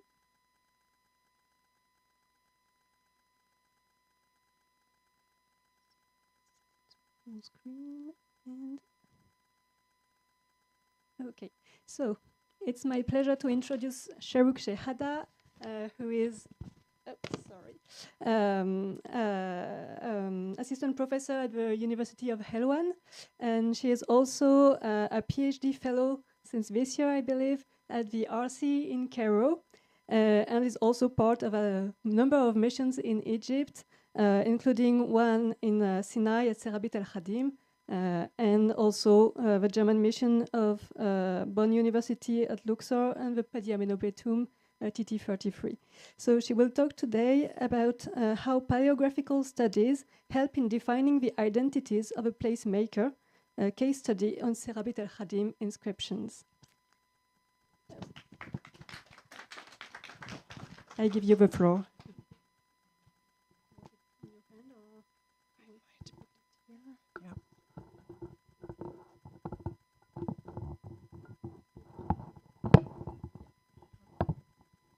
Is it okay? Can you hear me? Well, hello everyone. Well, thank you so much, Mario, for the introduction, and I am very grateful for accepting me in the conference. So, Christina, you did a great job for gathering all of us. I'm also very thankful for all the institutes for hosting us, the Polish and the Ifao and the Ifao team here. So, today I'm going to speak about one of the objectives of my PhD project, which is about paleography study of the Egyptian inscription in Serabit al-Khadim during the Middle and the New Kingdoms. I'm in the beginning of these studies, so please keep any notes you have in your minds and do not hesitate to give it to me or share it with me later or anytime, okay? So, okay, yeah, it works. Well, first of all, what is paleography? Paleography refers to the study of the change in the form of writing, over time and space, and it helps in building a sign list for a better understanding of ancient Egyptian writing. Serabit al-Khadim, especially with its temple of goddess Hathor, is located in the southwestern Sinai, where mining expedition used to extract copper and turquoise. No, it's okay, of course. Better now? Okay. No problem. Okay. The excavation history of the site is really long. It's started in the 16th centuries, even by travelers like Nebuchadnezzar, and preserved a very interesting geographical maps by Wilson and Palmer.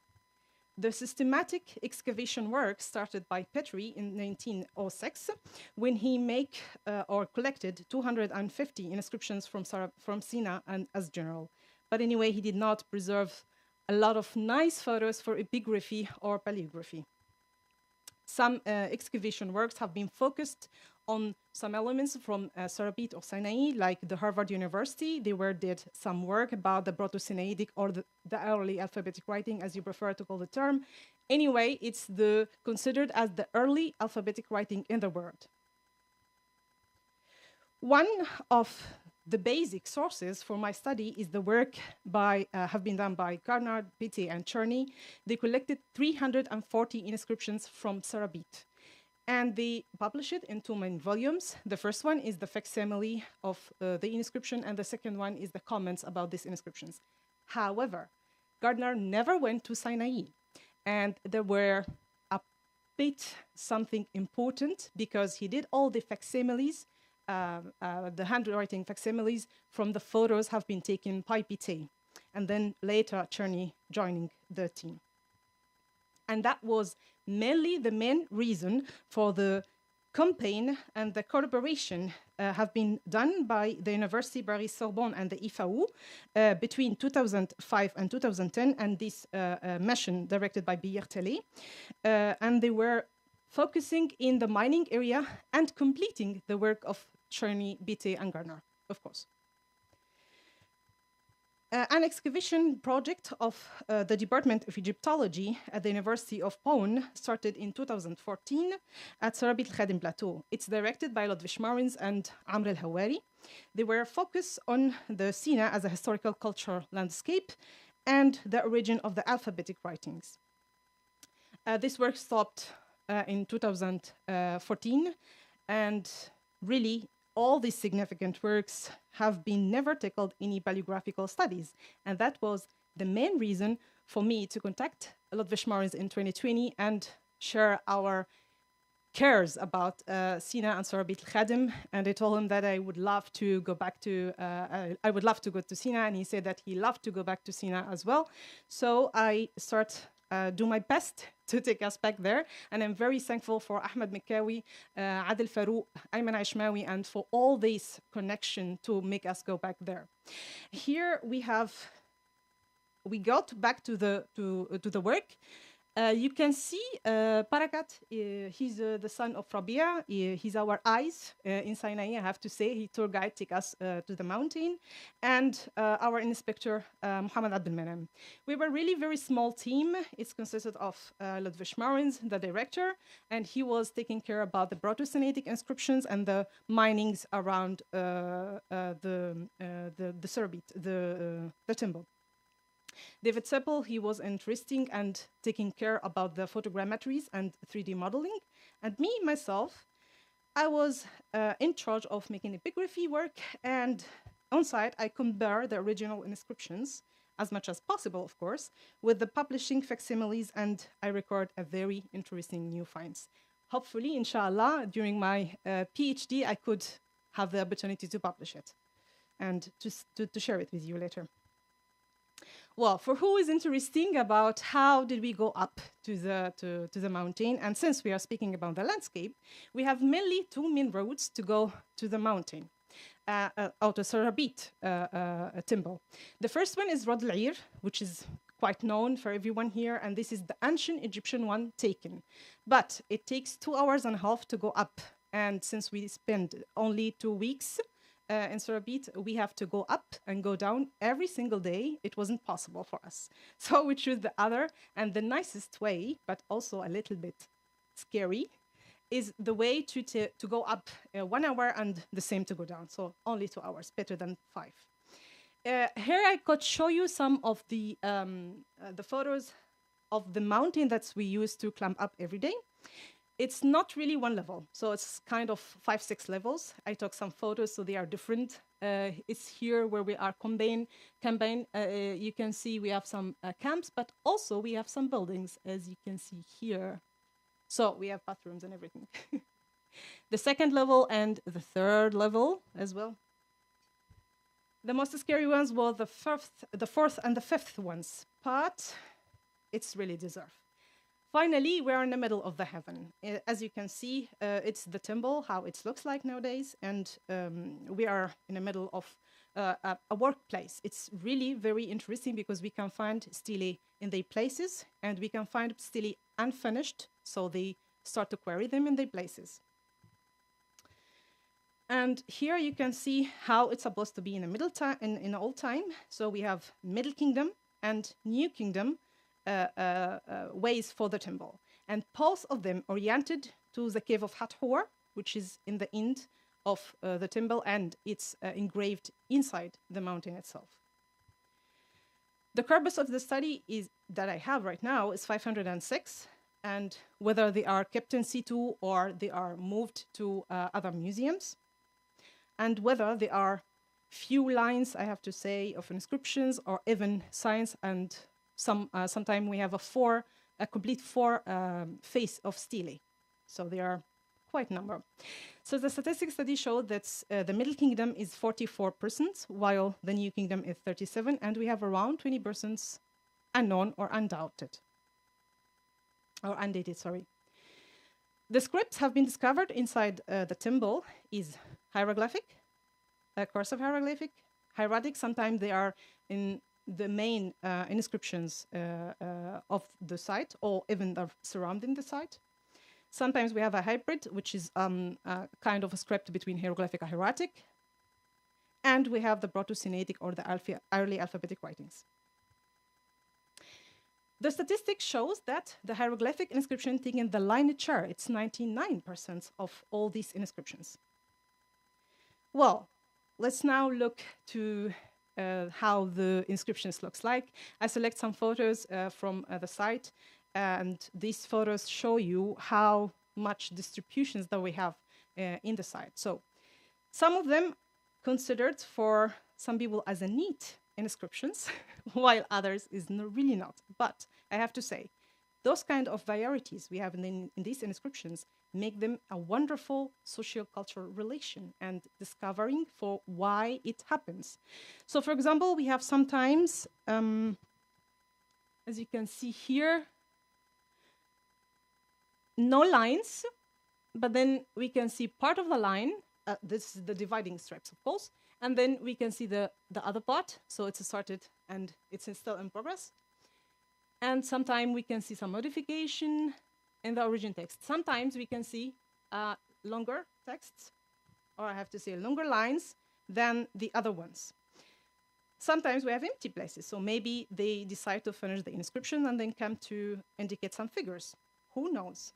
We have unfinished stele, but they are a little bit not really understanding.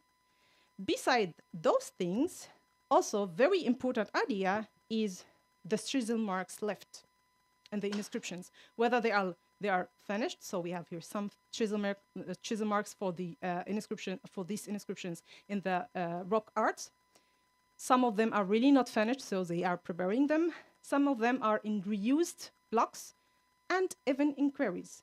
The importance of these chisel marks is it especially speaks about the stone cutter, so the people who work specially to cut these blocks or this stele. And in Serbit, we have some people with their names, they have both titles. They are stone cutters, and at the same time, they are scribes.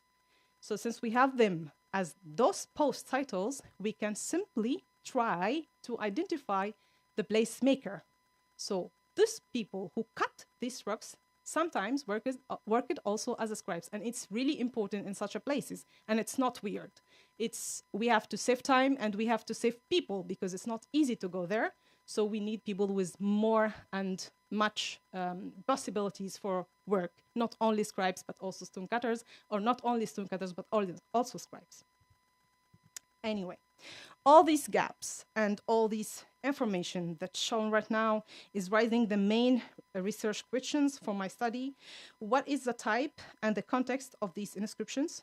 On what type of surface material were engraved and how it's affect the way of shaping the signs? What method and tools used to engrave these inscriptions? Who wrote these inscriptions? Very important to know. And were some of these inscriptions made by the same scribes or all individual? And why did they use different scripts inside the temple? To answer these questions, I need to look and investigate the type of material with focusing in the affecting way of the shaping the signs, comparing the inscription whether they are in situ or some of them are moved to museums which I am in contact with right now, and I have to thank all of them who helped me and sent me the photos. It's really very great. And also I'm trying, hopefully inshallah, I can provide more precise date for these ones undated, with big aim, or future aim, I have to say, for the paleographic purpose of the Serbi al-Khadim inscription online, whether they are published or unpublished inscriptions, and they could be providing for all the scholars. Working inside this topic needed to have a kind of methodology provided to two main parts. The first one is preparing the sign list. And to prepare the sign list, I needed to take out some high resolution photographs. Sometimes I work with D-Stretch to better view for these signs. And D-Stretch is a rock software program, and it's to make signs more visible. And the second thing I did is trying to create a database. And since I am not a person who used to do database things, I'm very grateful for Stefan White, the IT man, and he's the creator of Read database, who helped me to try to create this database. So simply, at this stage, we upload everything, and we can cut the signs, and we can give them a sigma, and so on. And after that, we can work on them. The main aim for this database is to make the original photos available for everyone. Not right now, but in future, inshallah. And the second aim is it's possible to merge it with other databases, so we can have better results in paleography in all over Egypt. The second part, the methodology working through this project, was working in the sign list itself. Working in the sign list, I worked with a sign. Working with a sign, I needed to use the classification of the signs by Gardner, Muller, and the Akubal. The Akubal is a project of the ancient Egyptian cursive scripts of Mainz University. It's directed by Ursula Verhoeven, sorry. And I am using the 4 categories of the Metrimex. They are published in his series of hieroglyphic series, hieroglyphic paleography series, which is in Ifao right now. And they are logogram, radiograph, phonogram, and determinatives. Also, I'm trying to use in some of the online archives of Sarabit al-Khadim, whether they are in the Egyptian Exploration Societies, Petri Museum, and Graffiti Institutes, whether they are not everything online. Try to be in touch with them, and also I try to have trip there because it's important to collect the photos from there. And I could show you why really important to look to these archives. For example, we have here 2 blocks, and this one, in the time of journey when he goes, he make photos for 2 pieces belong to this block. But in the time of the Harvard University work, they only found 1. So there is a 1 missing. It means something happened. And it's why really archives are very important to know what happened, and also because some of the inscriptions are not surviving anymore. They are really bad preserved, and they are kept by these archives. This work is mainly organized in 3 main parts: the data analysis and the paleography evolution, taking the diachronic and the synachronic analysis, and producing charts, tables, figures, and the statistic study.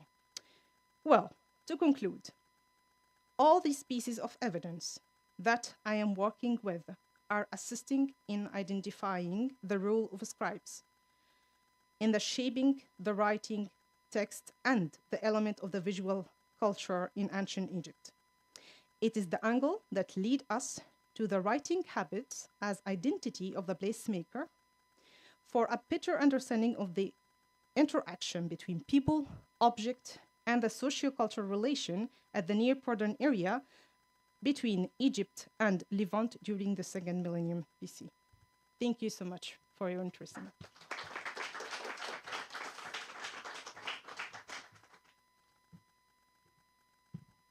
Thank you very much, Sheruk, and thank you for keeping perfectly to the time. It's my role, so. And so I will now start the next, yes, the next paper presentation and introduce the last speaker of this session. full screen. So the last speaker of this session is Karim El-Redi, who is working for the Ministry of Tourism and Antiquities, and is going to talk today about a Wadi Gassus graffito, new dimension and perspectives. Sorry. The floor is yours.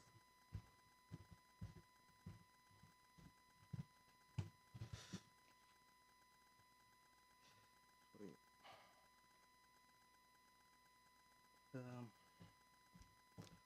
have to. Yeah.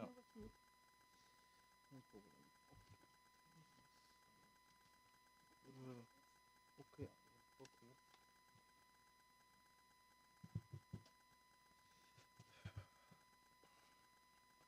Okay. Thank you. Good afternoon, everyone. It's a pleasure to participate in this international conference, placemaking in the desert scape. I am honored to present my research paper entitled Wadi Gassus Graffito, New Dimension Perspective, which I will which I will address through the following point: introduction, Wadi Gassus Graffito, interpretation, conclusion. Introduction. It's not possible to talk about Wadi Gassus without mentioning Abd al-Man'am Abd al-Halim Sayyid, who is credited with discovering its port, Mirsa Gawasis. This is part of his article in which he discusses his discovery. Wadi Gassus or Wadi Gawasis is a valley. Wadi Gawasis is 20 kilometers south of Safaga. Wadi Gawasis is 22 kilometers according to Dr. Sayyid Mahfouz. Wadi Gawasis is a valley in the eastern desert that extends until it reaches the coast of Red Sea, ending in the so-called Mirsa Gawasis, about 2 kilometers south of the valley. This port has probably been known since the era of the Middle Kingdom. This map is the result of collaboration of the Italian-American mission headed by Rodolfo Fotovici and Catherine Bort.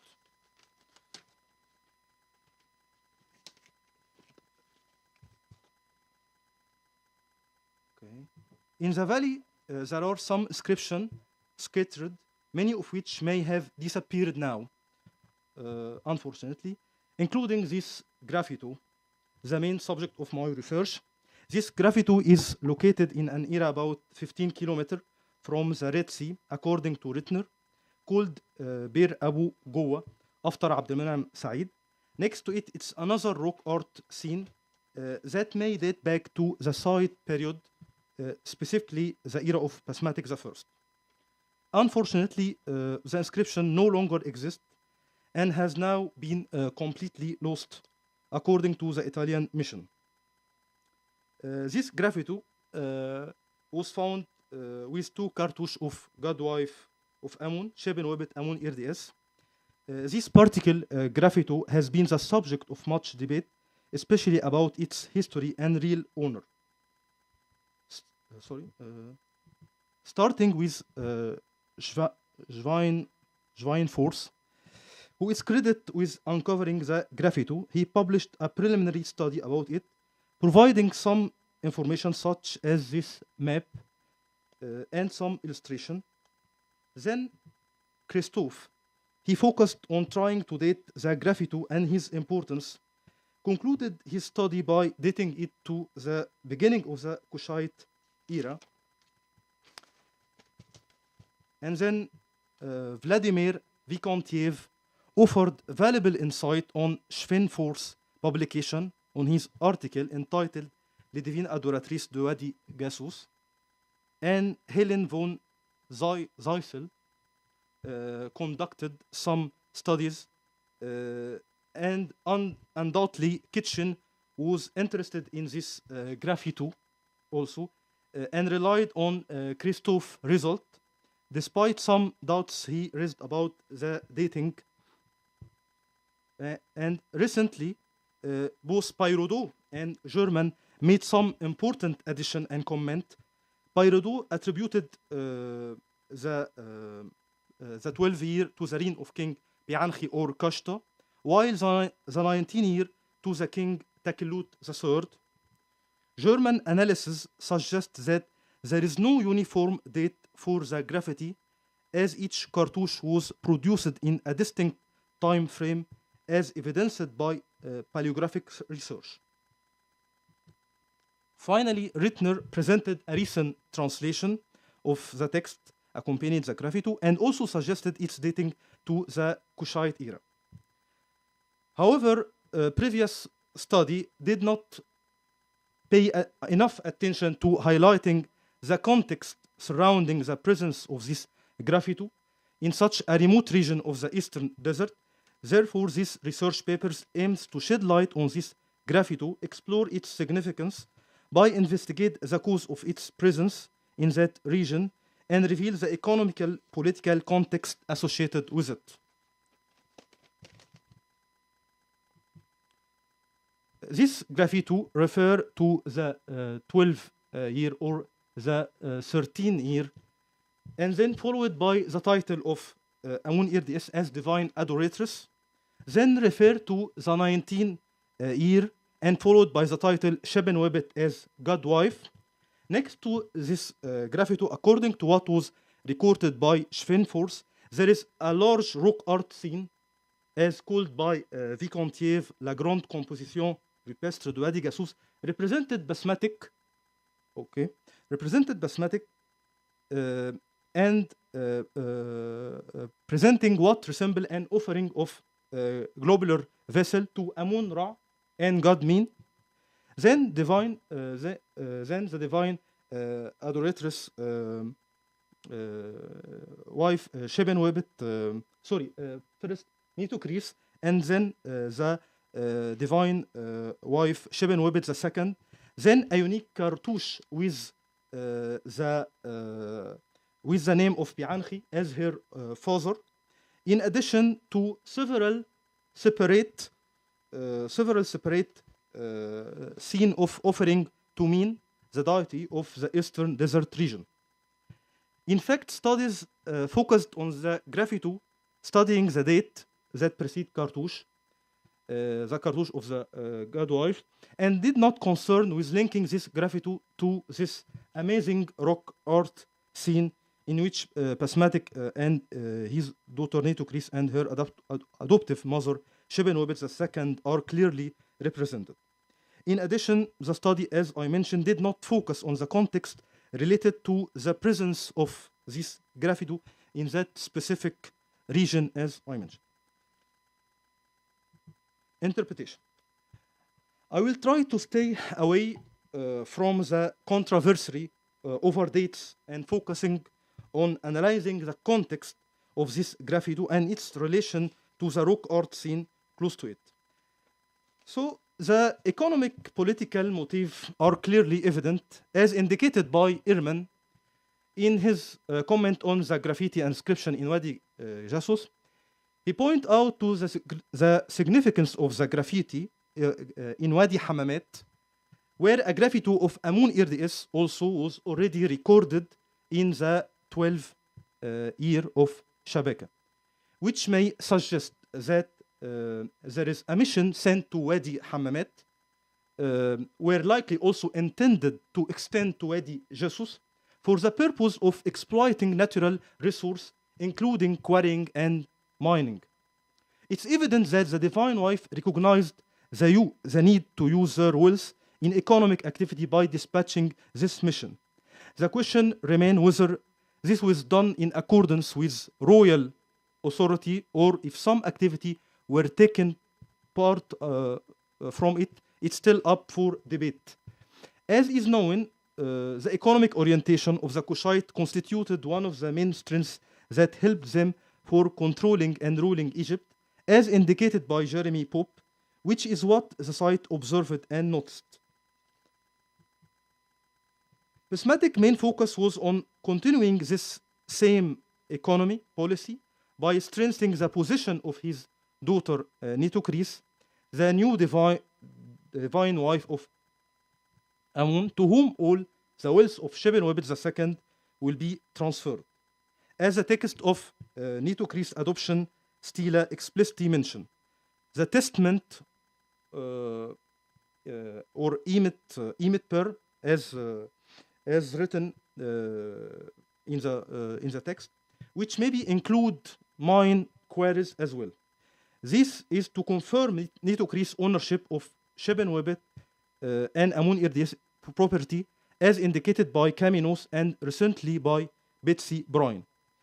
It seems that the rock art scene most likely depict the process of transferring the ownership or the testament emit per, which maybe include mine and quarries here in Wadi Jassus.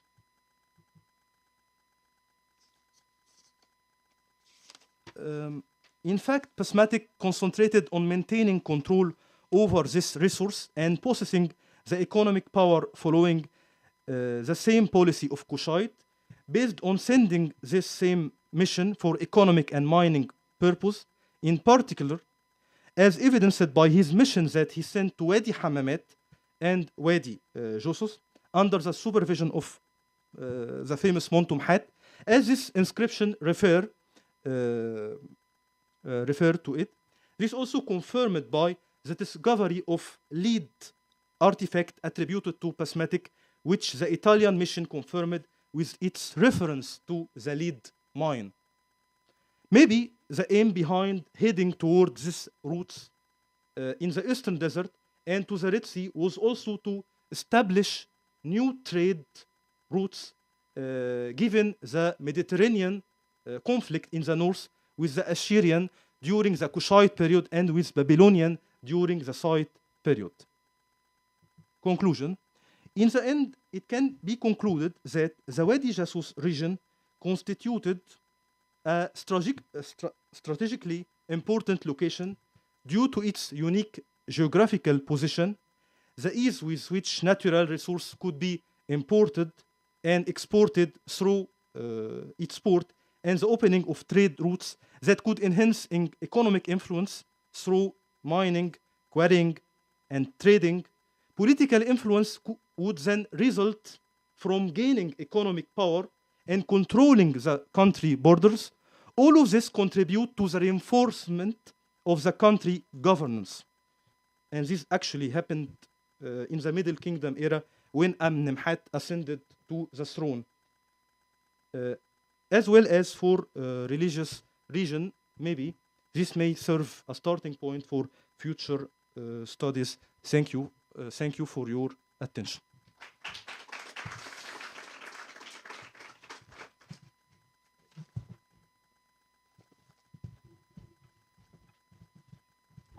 So thank you very much, Karim, and thank you for all the speakers of this second session. Now I think it's time for questions. We have been through a journey through time from the pre-dynastic period to the third intermediate period and so on, and including New Kingdom and Middle Kingdom with Sharuk. So we have seen very different types of using the desert, of making a place in the desert for different reasons, and I think it's really calls for discussion, and I guess you have a lot of questions here or on the chat. I will also stop sharing the screen so that we can see. Yeah, there's a question in the back. Yeah.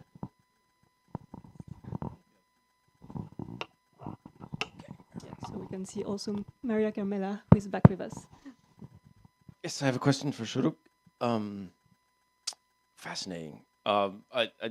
Serbet al-Khadim has been the place of my dreams for years. I wish to go there one day. But you made it sound even more interesting. Can I ask about the numbers for the inscriptions, the 506 inscriptions? I guess I have two-part question. First part, does that include just the temple area or everywhere outside that anyone has ever published anything? And two, regarding that, 1% for hieratic is very small compared to what we have at Wadi al-Hudi. Wadi al-Hudi it's much higher, but the differences between inscriptions that you find within the sites in the formal areas, which is something Kate was talking about today, versus informal inscriptions that are being done by people who may not know how to do hieroglyphs in such a fine way, but functionally have to use hieratic, which are further afield on mountaintops, anywhere that one person is perhaps making their own inscription. Thank you. I think you can go back to the front, but no. Sharik? Well, thank you so much for your questions.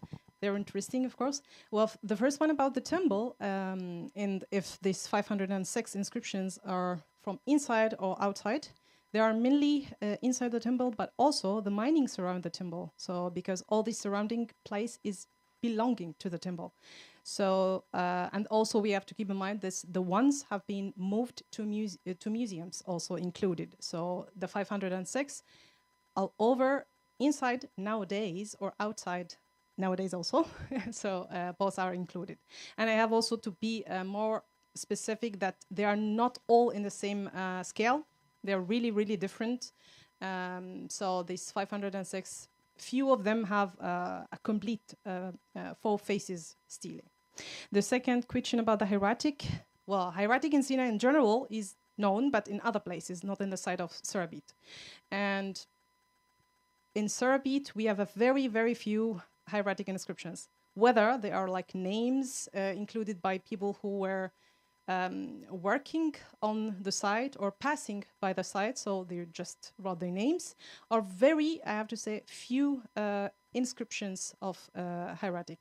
It needs more research from my side, but I have to say now I could consider it as they mainly go with a specific kind of work. So most of these inscriptions have been thinking about what they have to write and why they have to write this. So mainly these inscriptions is a list of names for people working there, or that people give the turquoise and the keber to Hathor and they take it from here. So it's a kind of this kind of so it's this kind of relationship between these texts. And for more details about this hieratic, I will keep in mind and I will let you know. And thank you so much for keep it in floor. Thank you. Thank you. There was another question. Yes, you have a mic. My question is for Maria. So thank you very much for your interesting talk. In relation to the comparison with the Nile Valley for the rock art images which you have shown, as for the females who are keep raising their hands, we do have some similarity from Nakada. They came from Delta. The famous example, at least as far as I remember, it's kept at the Brooklyn Museum of Art for this lady who is raising her hands above, which is made of pottery. So this one aspect. For the other guys who hold the staff or stick in their hands, if we get back to TT number 100, which is kept at Heracompolis for the Great of Heracompolis, we do have still this guy who has a long stick and mass head and is keep smiting, I think, 2 or 3 of enemies. I got struck by the image of elephant, the group of the image of elephant which you have represented, but to still see the elephant as a determinative for the name of Abu. So, and your site is located at the first cataract, so we could have any links for this. So thank you very much. Thank you for the questions. Indeed, those female figures are the same as the one that you were mentioning. So they're clearly typical of the Nagada-2 iconography. Like others are similar, so they really are framed within that kind of tradition, iconographic tradition. But others are not, and this is what is interesting to us, because in this place you can see rock art that doesn't fit into the mainstream Egyptian pre-dynastic Nagada iconographic tradition, and which means that either they are made by the same social group but in a different way for some reasons, or they are the representation of made by somebody else. So other social groups, more desert-oriented, who are using the desert in a different way. Like probably the people who were representing the elephant herds. You're right saying that we are in Aswan, there is Elephantine, Abu. It's interesting to see this kind of presence of representations of elephants. Of course, this representation seems to be older in date than the town of Elephantine. So is this the reason why they choose this name for the town? We have no idea. I mean, it's only interesting to see that in the region you have this kind of connection with elephants that was not, let's say, known before. But we have also to stress the fact that what we can see, we are in a boundary region. So there is a lot of influence from the south. And so what we can see also in the rock art here, it's a lot of influence from other regions further south that we don't know very well. So is this presence of, let's say, elephants connected with southern traditions? And we just see the top, let's say, the northernmost tip of it. Although, of course, elephants are also present in the Eastern Desert rock art and the pre-dynastic rock art, but not in this way with these large hairs or these large numbers. So it's a lot of inconsistency and a lot of peculiar elements that are interesting to acknowledge, because they can be explained in two different ways. Either they are made by the same social groups of those settled along the Nile, but in a different way for some reasons, or made by other people. And this is interesting for us because, of course, this is one of the few moments where we can see, also archaeologically speaking, the presence of other people that we don't know very well. So this is important to us to understand better who was living in the desert, who were the other people roaming the desert, using the desert in a different way compared to the settlers of the Nile Valley. Thank you. There were a lot of other questions. I don't know who was first. I think you were first, then Julia, and then others in the back. Okay. Just a short question. I know the animal representation rock art quite similar or familiar in Gulf Kibir, more or less the same representation. But what is quite interesting for me, the camel representation in Eastern Desert, especially in this Wadi Sura. Sopria. And I'm asking about the dating about this petroglyph, and from where exactly they came from. It's related to Saudi Arabia or more to Sahara. Okay, so the date is very difficult to say for sure. We know that the camels were not autochthonous in Africa, at least that's our understanding so far. And so they were supposedly imported into Africa from Saudi Arabia, more likely. When for sure, we don't know, but it seems that again, from the first millennium current era, so more or less, let's say, Roman times.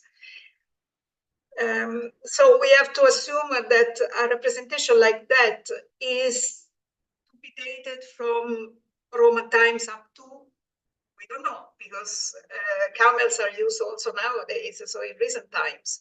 So we cannot assume that because we have 2,000 years of presence of camels, we can date them specifically. This is the same also for the Wusum, and Julian there can tell you more than me in this respect. They were used for long times. So, but still, let's say within historic times, so later periods compared to the to the pre-dynastic or the dynastic rock art.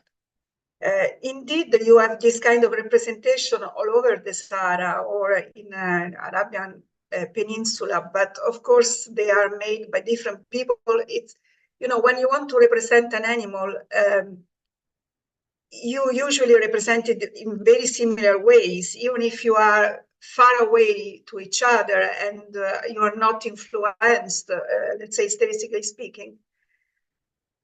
So for us, it's very difficult to say who made them, when, and for which reason. It's interesting anyway to notice that archaeologically speaking, we have evidence of caravan stopping places in the Wadi and also in Wadi Lawi. And according to the pottery, there seems to be from the late Roman period, more or less, broadly speaking. So one possibility is that that's the period of production of this kind of rock art, but we cannot say more than that. There is not an influence from the Sahara in this sense. Actually, this kind of influence goes from the Eastern Sahara into the Central Sahara because, let's say, camels spread westward.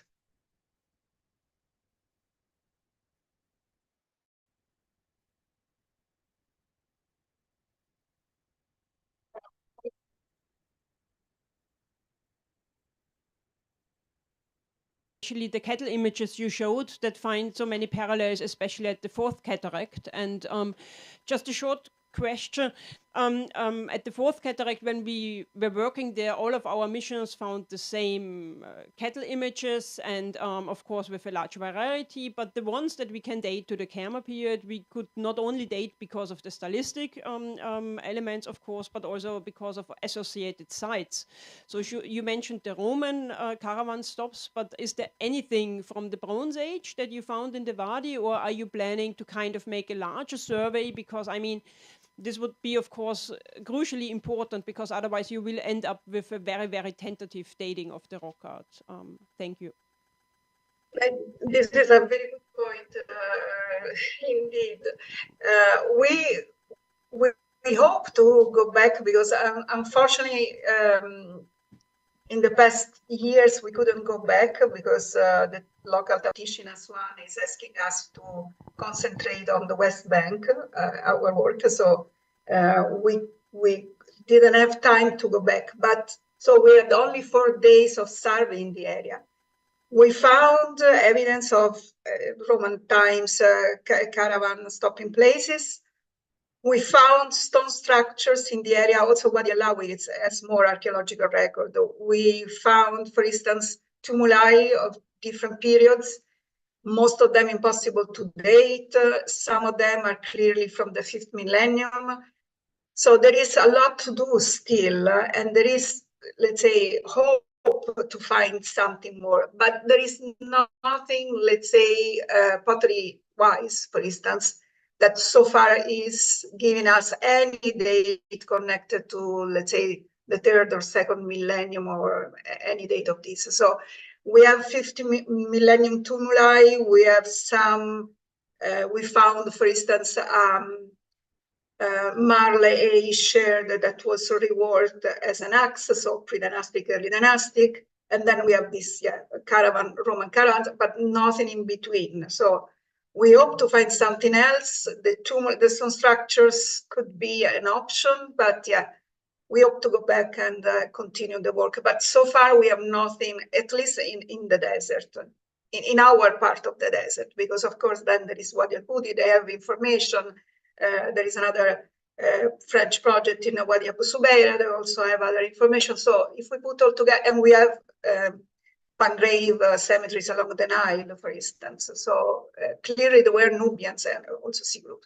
So there were Nubians, Bronze Age Nubians around, but we cannot see them, archaeologically speaking, apart from the rock art in Wadi Ras.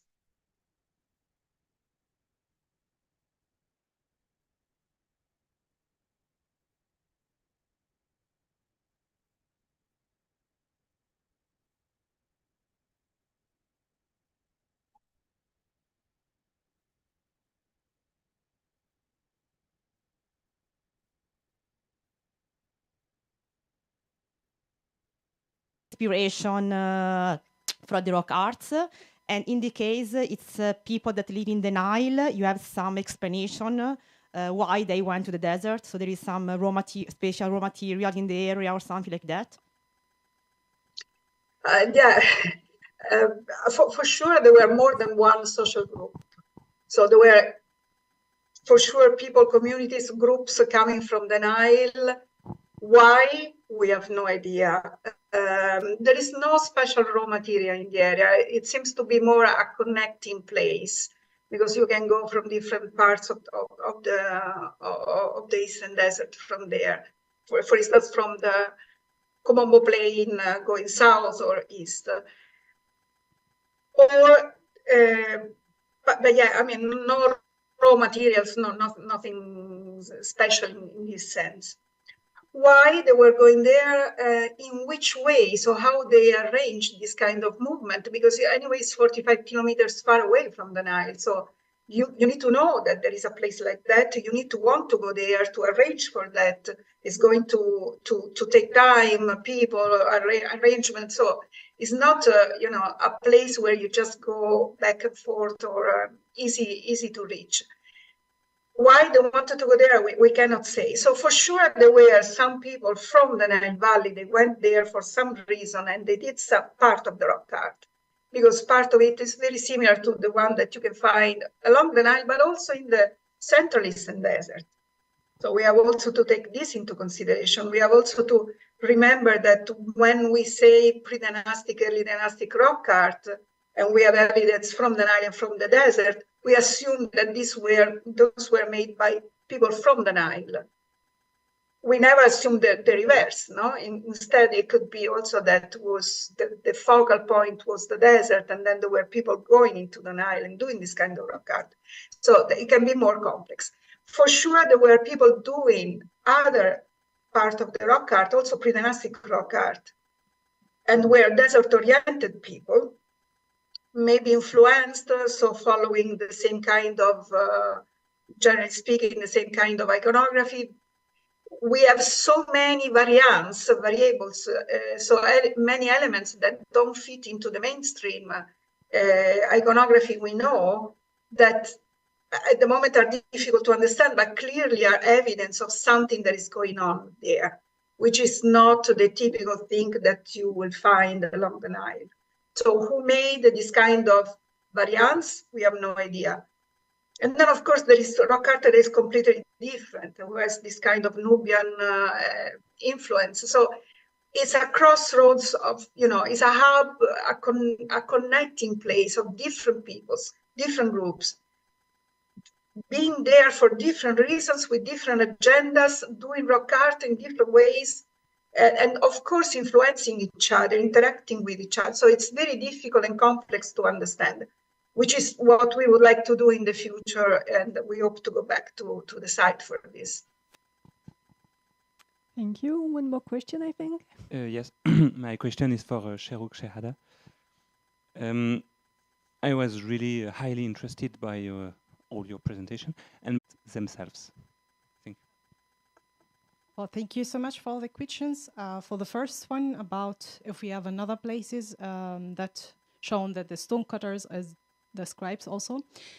It's really interesting because I think Ben Haring spoke about lifting some remarks. So these people who have been making, especially in the place of Asasif, so they make some of these inscriptions. They cut the stone, but also they make some remarks. So those peoples make some remarks, as they are the ones making the stonecutters, and left their names. For more details about other peoples and wrote their names, or they have two titles. I have to check more because yes, we have a lot of lists, especially in the quarries, because the main reason was to save time and people. We don't have easy way to go to desert, especially in Sarbit al-Khadem, I have to say. So it's not easy to go, and it's better to have people with more than one function. Yes, thank you. More function than one. So in Sarbit, yes, we have that. Ben Haring mentioned these also as well. And I have to also check more, and I might contact you later for this. The other question was about the trade name. The names, what kind of names they have? Well, everything. No, the name of that trade. Did they designate themselves as stonecutter or as as stonecutter or as hieroglyphs graver, engravers? Oh, thank you for your question also. Well, the idea is sometimes because we have list of names from these stelae, and they wrote at the beginning the name, and then they are followed by the title. So sometimes we find a name and post titles, stonecutters and scribes. But it's very few, I have to say. That's why it's really not easy to define them, and that's why also it's very important to look for the way of how did they engrave this inscription, and the way of how did they cut these stones as well. Thank you. Just out of curiosity, are any of your inscriptions at Serbat el-Khadim on imported stones? Because some of our inscriptions at Wadi el-Hudi are local stones that they gather and carve there, and other ones were actually probably made in the Nile Valley and carried in. So do you have any that are imported? Well, thank you. It's amazing question. With the huge amount of the stones are local, because most of them are sandstone, because it's not easy to go to other quarries and to bring them already. So it was the idea, but mainly everything have come from the area, I have to say, and the biggest majority is from the place. Thank you. Thank you. I have one more question in the back. Thank you for all. My concentration was on the graffiti and its relation to the rock art inscription of mathematics, but I have no. The same purpose of use of left this graffiti. I don't get your. Yeah, my question is the purpose of this graffiti. If to use use sport or mining in this site of Wadi Gasus. I think this the يعني just exploiting resource, mining, quarrying, but maybe both. I don't know. Thank you.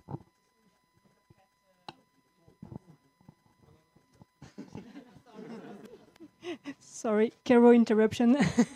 No problem.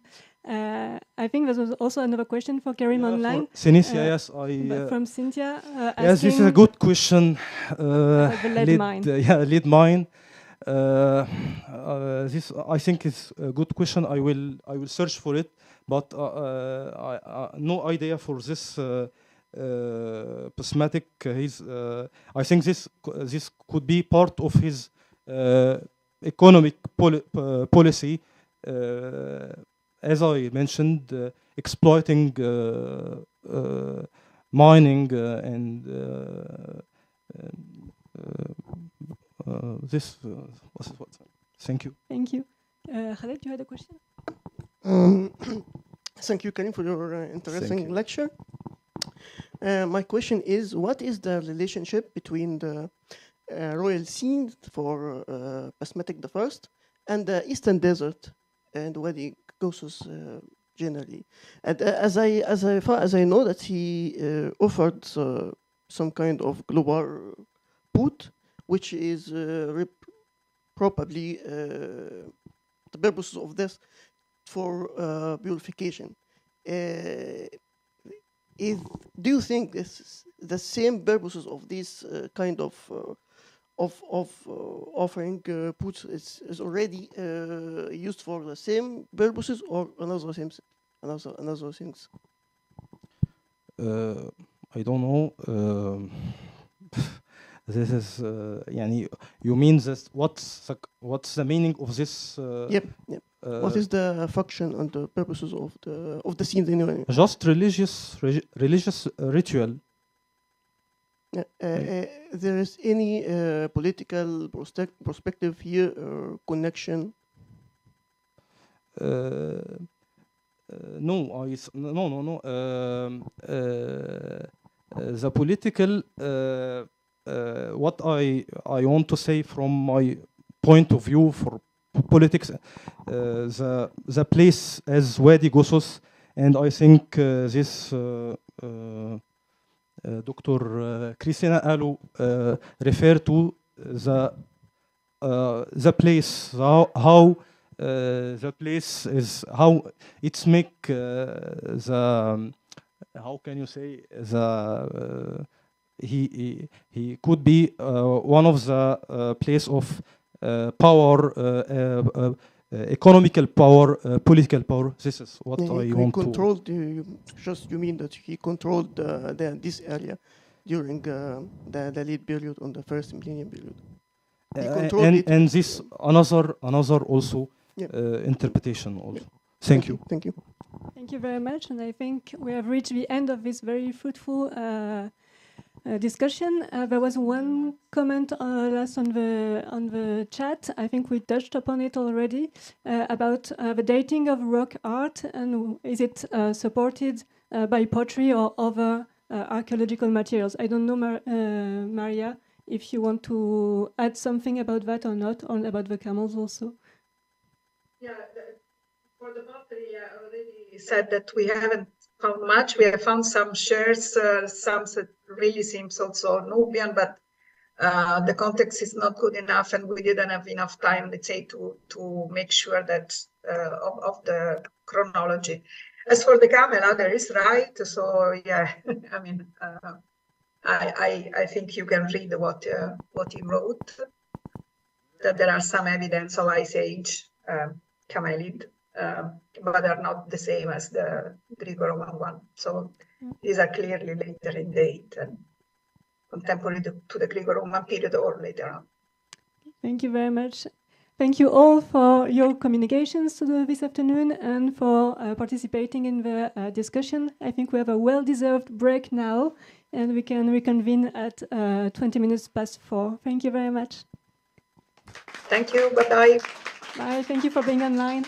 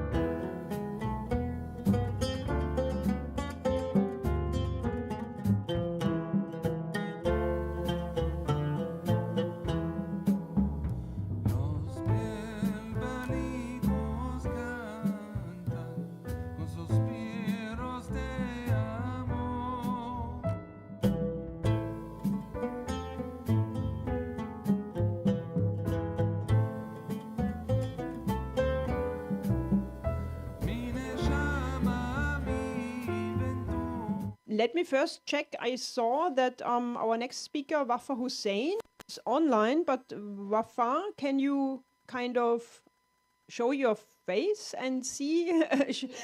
Yeah, wonderful. We hear your voice. We see your face. That's excellent.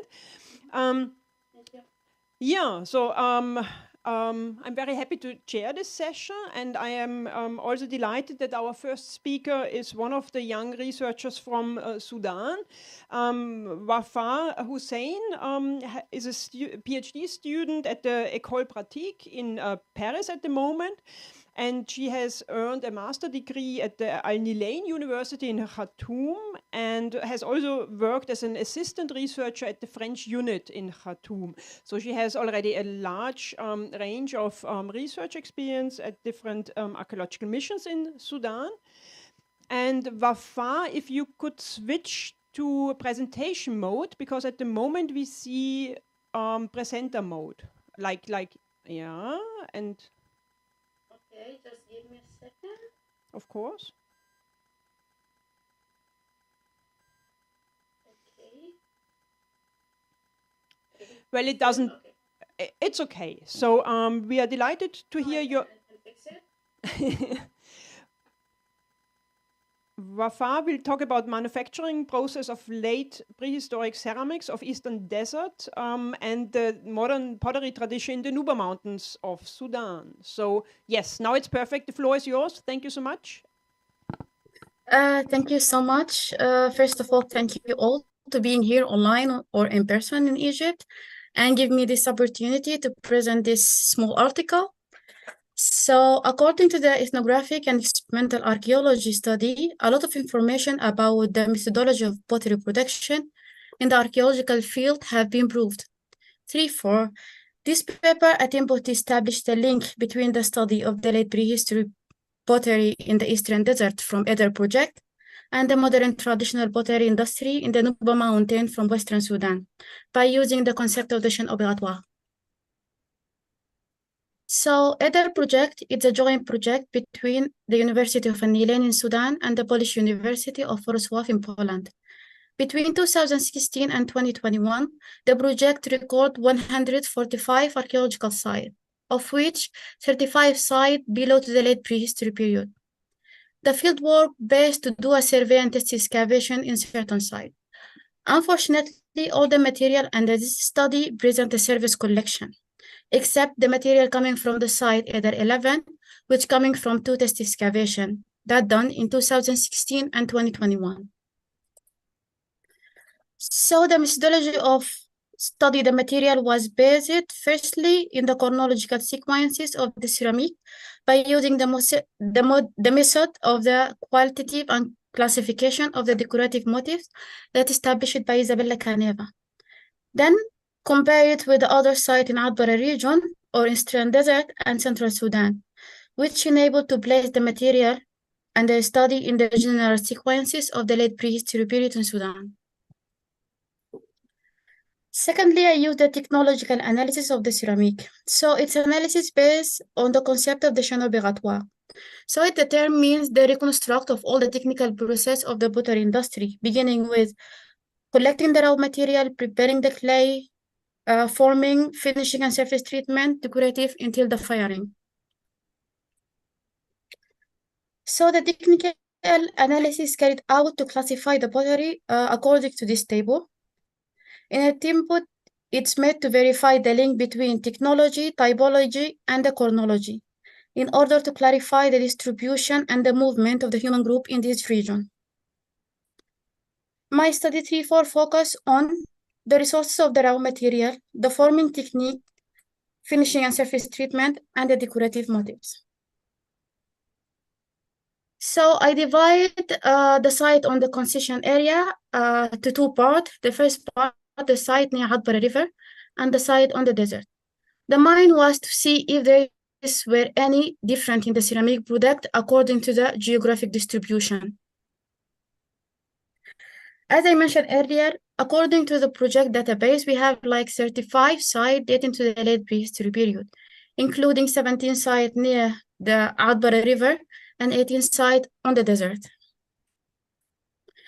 The total of the material, it's 1,059 potsherds. That's not a lot compared with the ceramic collection from other sides, but it's certainly good to give an idea about the type of occupation on this site. For the classification, I follow the principle of the quantitative and quantitative classification strategy for all the pottery variables. To complete the database image for the classification, it was necessary to record all the details with drawing, take photo for decorative motifs, the traces of forming technique, and the traces of the surface treatment and the fabric. So the collection from the site on the desert contained only rim and body shirt. No complete vessels have been found. Around 60% of the material show the technique coiling by finishing. On a various sample, it was possible to identify the traces of the joint process known as the semicircular, the U shape. It's joint traces on the profile and in the edge of the brick. And in some, and the places where the brick occurred on the inner surface. Some shards also show a fingerprint on the inner surface. For the fabric, all the samples show a mineral inclusion. So I have done a simple geological analysis for a few shards and the soil sample from the same site. So that proved the resources of the clay coming from the wadis close to the site, such as Wadi Abu Addar in the case of Eder 11 and Wadi Al-Arab in the case of Eder 39. No complete vessels were found. I tried just to illustrate the shape of the rim with the drawing to find the narrow shape of the vessels. So most of them, it's open bow with a virus diameter. So based on the decorative motifs and surface treatment, the material study related to the cornocultural group already known as Atabai traditional in Eastern Desert, with some element from Central Sudan.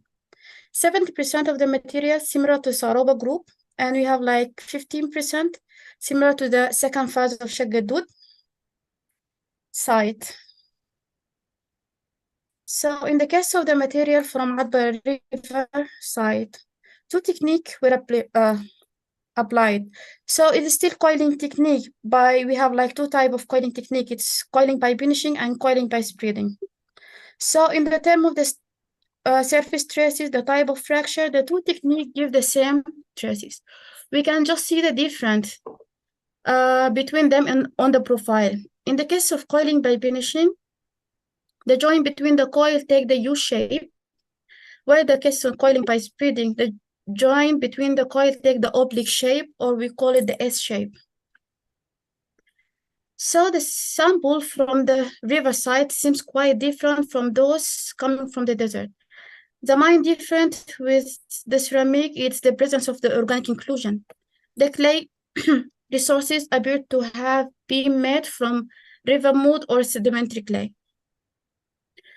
No complete fossils have been found also. This small collection already shows a diversity that has not been seen in the desert, with bouts and various diameter, pots, goblet, and maybe small cups.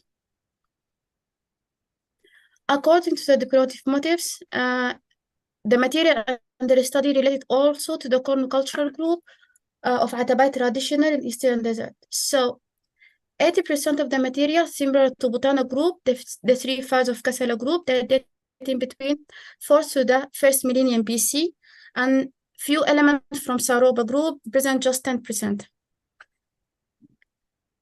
From the comparison study, we can summarize that the entire region was occupied during the period between 5th to the 1st millennium BC. However, it should be noted here that the ancient occupation down in the desert around the Wadi by Saroba group that date between 5th to the 4th millennium BC, and the late occupation presents the three phases of Kassala group appeared in the site near Adbara River that date in between 4th to the 1st millennium BC. So this map to show the main change in the distribution of occupation in the region. The first group is Saroba group on the desert, and the second one is the three phases of Kassala group near Adbara River. So there is no archaeological study of the modern ceramic industry in the Lange region of Western Sudan carried out by my colleague Ahmed Hamdan in 2020. This was a good opportunity for me just to test the method of the chaîne opératoire by material by the ethnographic study from the same country. So the Lange is located in the state of the South Kordofan, about 495 kilometers southwest of Khartoum.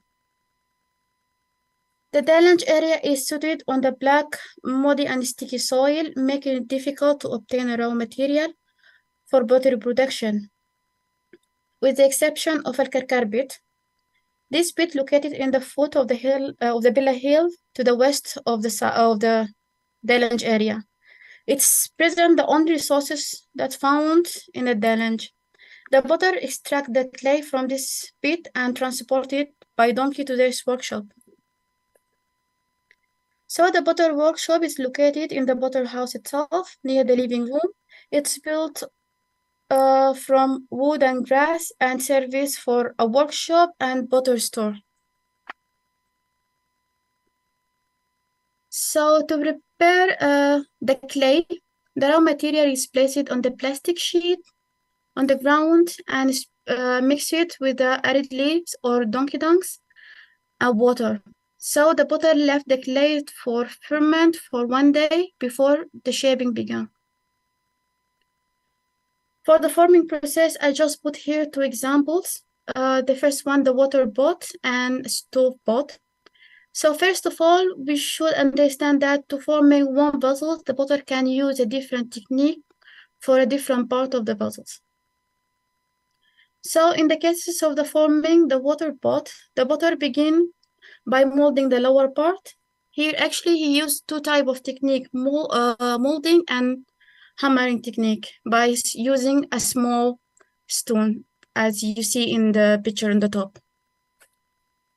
And then the potter applying a coiling technique by finishing for shaping the upper part, the body and the rim by assembling the coil in the upper part by using hammering technique again. For the stove puzzles, the potter began by shaping the rim first. That's meaning it's kind of shaping the puzzle upside down. By using mass of clay, with the technique of modeling by drawing. For shaping the body, the potter used a slabbing technique. That's by making a large slab for the entire body. After that, the potter used one spiral of coil to make the junction between the rim and the body. For shaping the back, the potter used again the technique of modeling by drawing. So the bottles dried for 2 days, and then they become ready for firing. So near the workshop, the potter built an open kiln to fire the pot. He used like the firewood and dried cow dungs as a fuel. So the kiln is a small hole on the ground with 140 centimeter diameter and 40 centimeter in deep, surrounded by a mud brick wall. The potter covered the surface of this kiln by a layer of dry earth, then a layer of grass and firewood on the bottom. And then he placed the row of the pot upside down inside and covered all the pot with the firewood and dry cow dungs. And then he set the fire on them.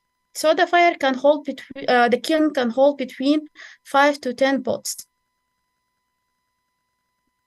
So as a conclusion, in the case of the late prehistory site in Eder project, the study have shown that the resource of the raw material clay coming from the wadi, the river, mud or sedimentary clay found it in the same site. As the study of the modern pottery at Delange, where the raw material comes from the site close to the houses of the potter, so that the past and the present community may use the natural resources around them. Organic inclusion in the ceramic sample from Eder project site show that the organic were used also in the process of the manufacturing of the pottery. So this also evident in the manufacturing technique at Delange, where the potter relied on adding organic inclusion in the pottery clay. Ethnographic study in the area show the similarity with one of the technique used by a late prehistory period, its coiling technique to form the boat. But in the case of the material coming from Eder project, we just have like rim and body shirt. We didn't have like base shirt. So it's difficult to see if all the pottery in Eder project made by coiling technique or there is kind of mix happen. It's kind of question. So the archaeological investigation in Eder or even Central Sudan did not reveal any clue about the location of the pottery workshop, place of manufacturing, or the firing. Probably this industry took a place near the houses, as we can deduce from the manufacturing workshop at Delange. So ethnographic study give a good opportunity to identify question and information whose evidence may not be clear in archaeological study. So if you feel like you're more interested about this methodology or about more information about other project, you can just, I put here those link if you feel like you want to see more about this project. So this study of other project, it's a result of my MA study, and now I'm continuing the same topic in my PhD. If you have any question, comment, or advice, please don't hesitate to contact me. Thank you so much.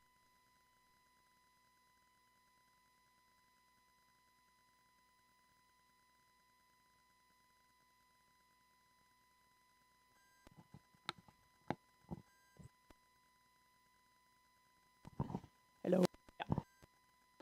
Wafa. That was a very interesting presentation, and we wish you, of course, best of luck for your PhD thesis. We will come back to you and to your presentation in the time slot for the discussion, so please note down all the questions you might have. And the next, thank you so much, so stay with us, please. And the next presentation will be in person, so I hope we have your presentation already on this, somewhere on the laptop. I'm not multitasking, so maybe Christina can do the presentation. And I'm delighted to introduce as the next speaker Meredith Brand. And this is Murphy's Law. What is this? Sorry. I wanted to read this to not forget anything, but now all my emails changed, which is very bizarre. Meredith is the co-director of the Wadi El Hudi project. She's a specialist in pottery. She has worked in Egypt on pottery since many years, and she's currently at the American University in Cairo. So I think very soon the floor is yours. We just have to share it for Zoom.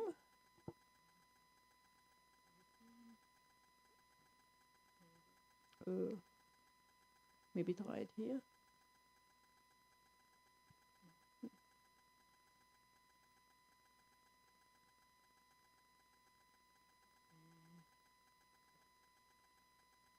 That's the wonderful things about hybrid conferences, that you always have some small breaks in between until we got everything set up, but this looks already wonderful. Let us just remove the thing that it's nicer for us. Where is height floating? So, Meredith, the floor is yours.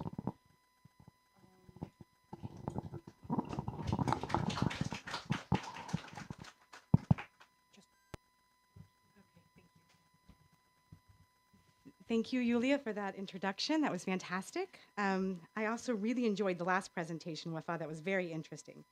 Okay, so I'm talking about the petrography of pottery from Wadi El Hudi. This material is generally Middle Nubian pottery, and we have done some petrographic analysis on it and found that there's a lot of geological sources of this clay, which opens up many questions about who the people were in the Eastern Desert at the time of the Middle Kingdom.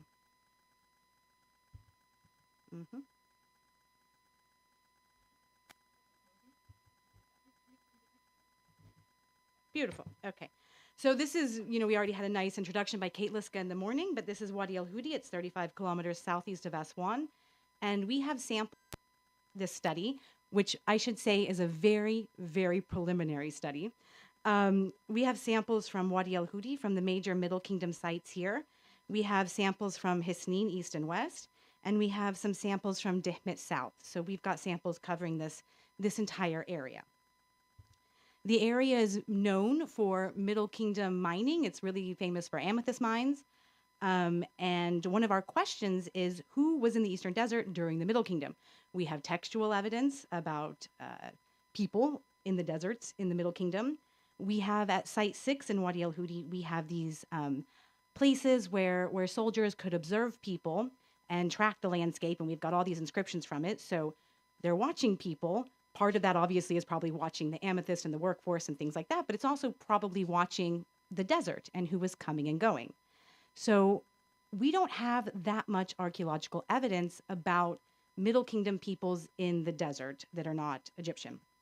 And so pottery can really help inform on this issue, and particularly pottery that has differences from the typical pottery assemblages we see in the Nilotic Valley, in the Nile Valley, this kind of Nilotic pottery tradition for Middle Nubian pottery. Okay, so we have several situations where we find Middle Nubian pottery, and I'm mostly talking about C group, but I'll explain a little bit more later. We have some evidence to suggest that there were actually C group people at the major Middle Kingdom mines. We have Site 4, 5, and 9, for instance. We have this inscription that says that Nubian people came to Wadi El Hudi with their belongings. So one possible way we can interpret that is they also came with their pottery. So this question of pottery and people is an issue that's a central theme of this talk, but this suggests there could be Nubians that were in the site. Also, Kate Liska has done research on some of the dry stone architecture techniques and found similarities with C group architecture techniques at sites like Wadi Sabua. And we have small quantities of Middle Nubian pottery that generally fits C group assemblages made out of, the typical Nile silt at these sites. So it suggests that there are some C group people that could be there working. We also have a completely different type of archaeological site. This is Site 21, and we found it a couple years ago, and this really completely changed the perspective of Middle Nubians in Wadi El Hudi and Middle Nubian pottery specifically. This site, Kate Liska and I just published an article in Sudan and Nubia in 2023 about this site, so you can read a lot more there.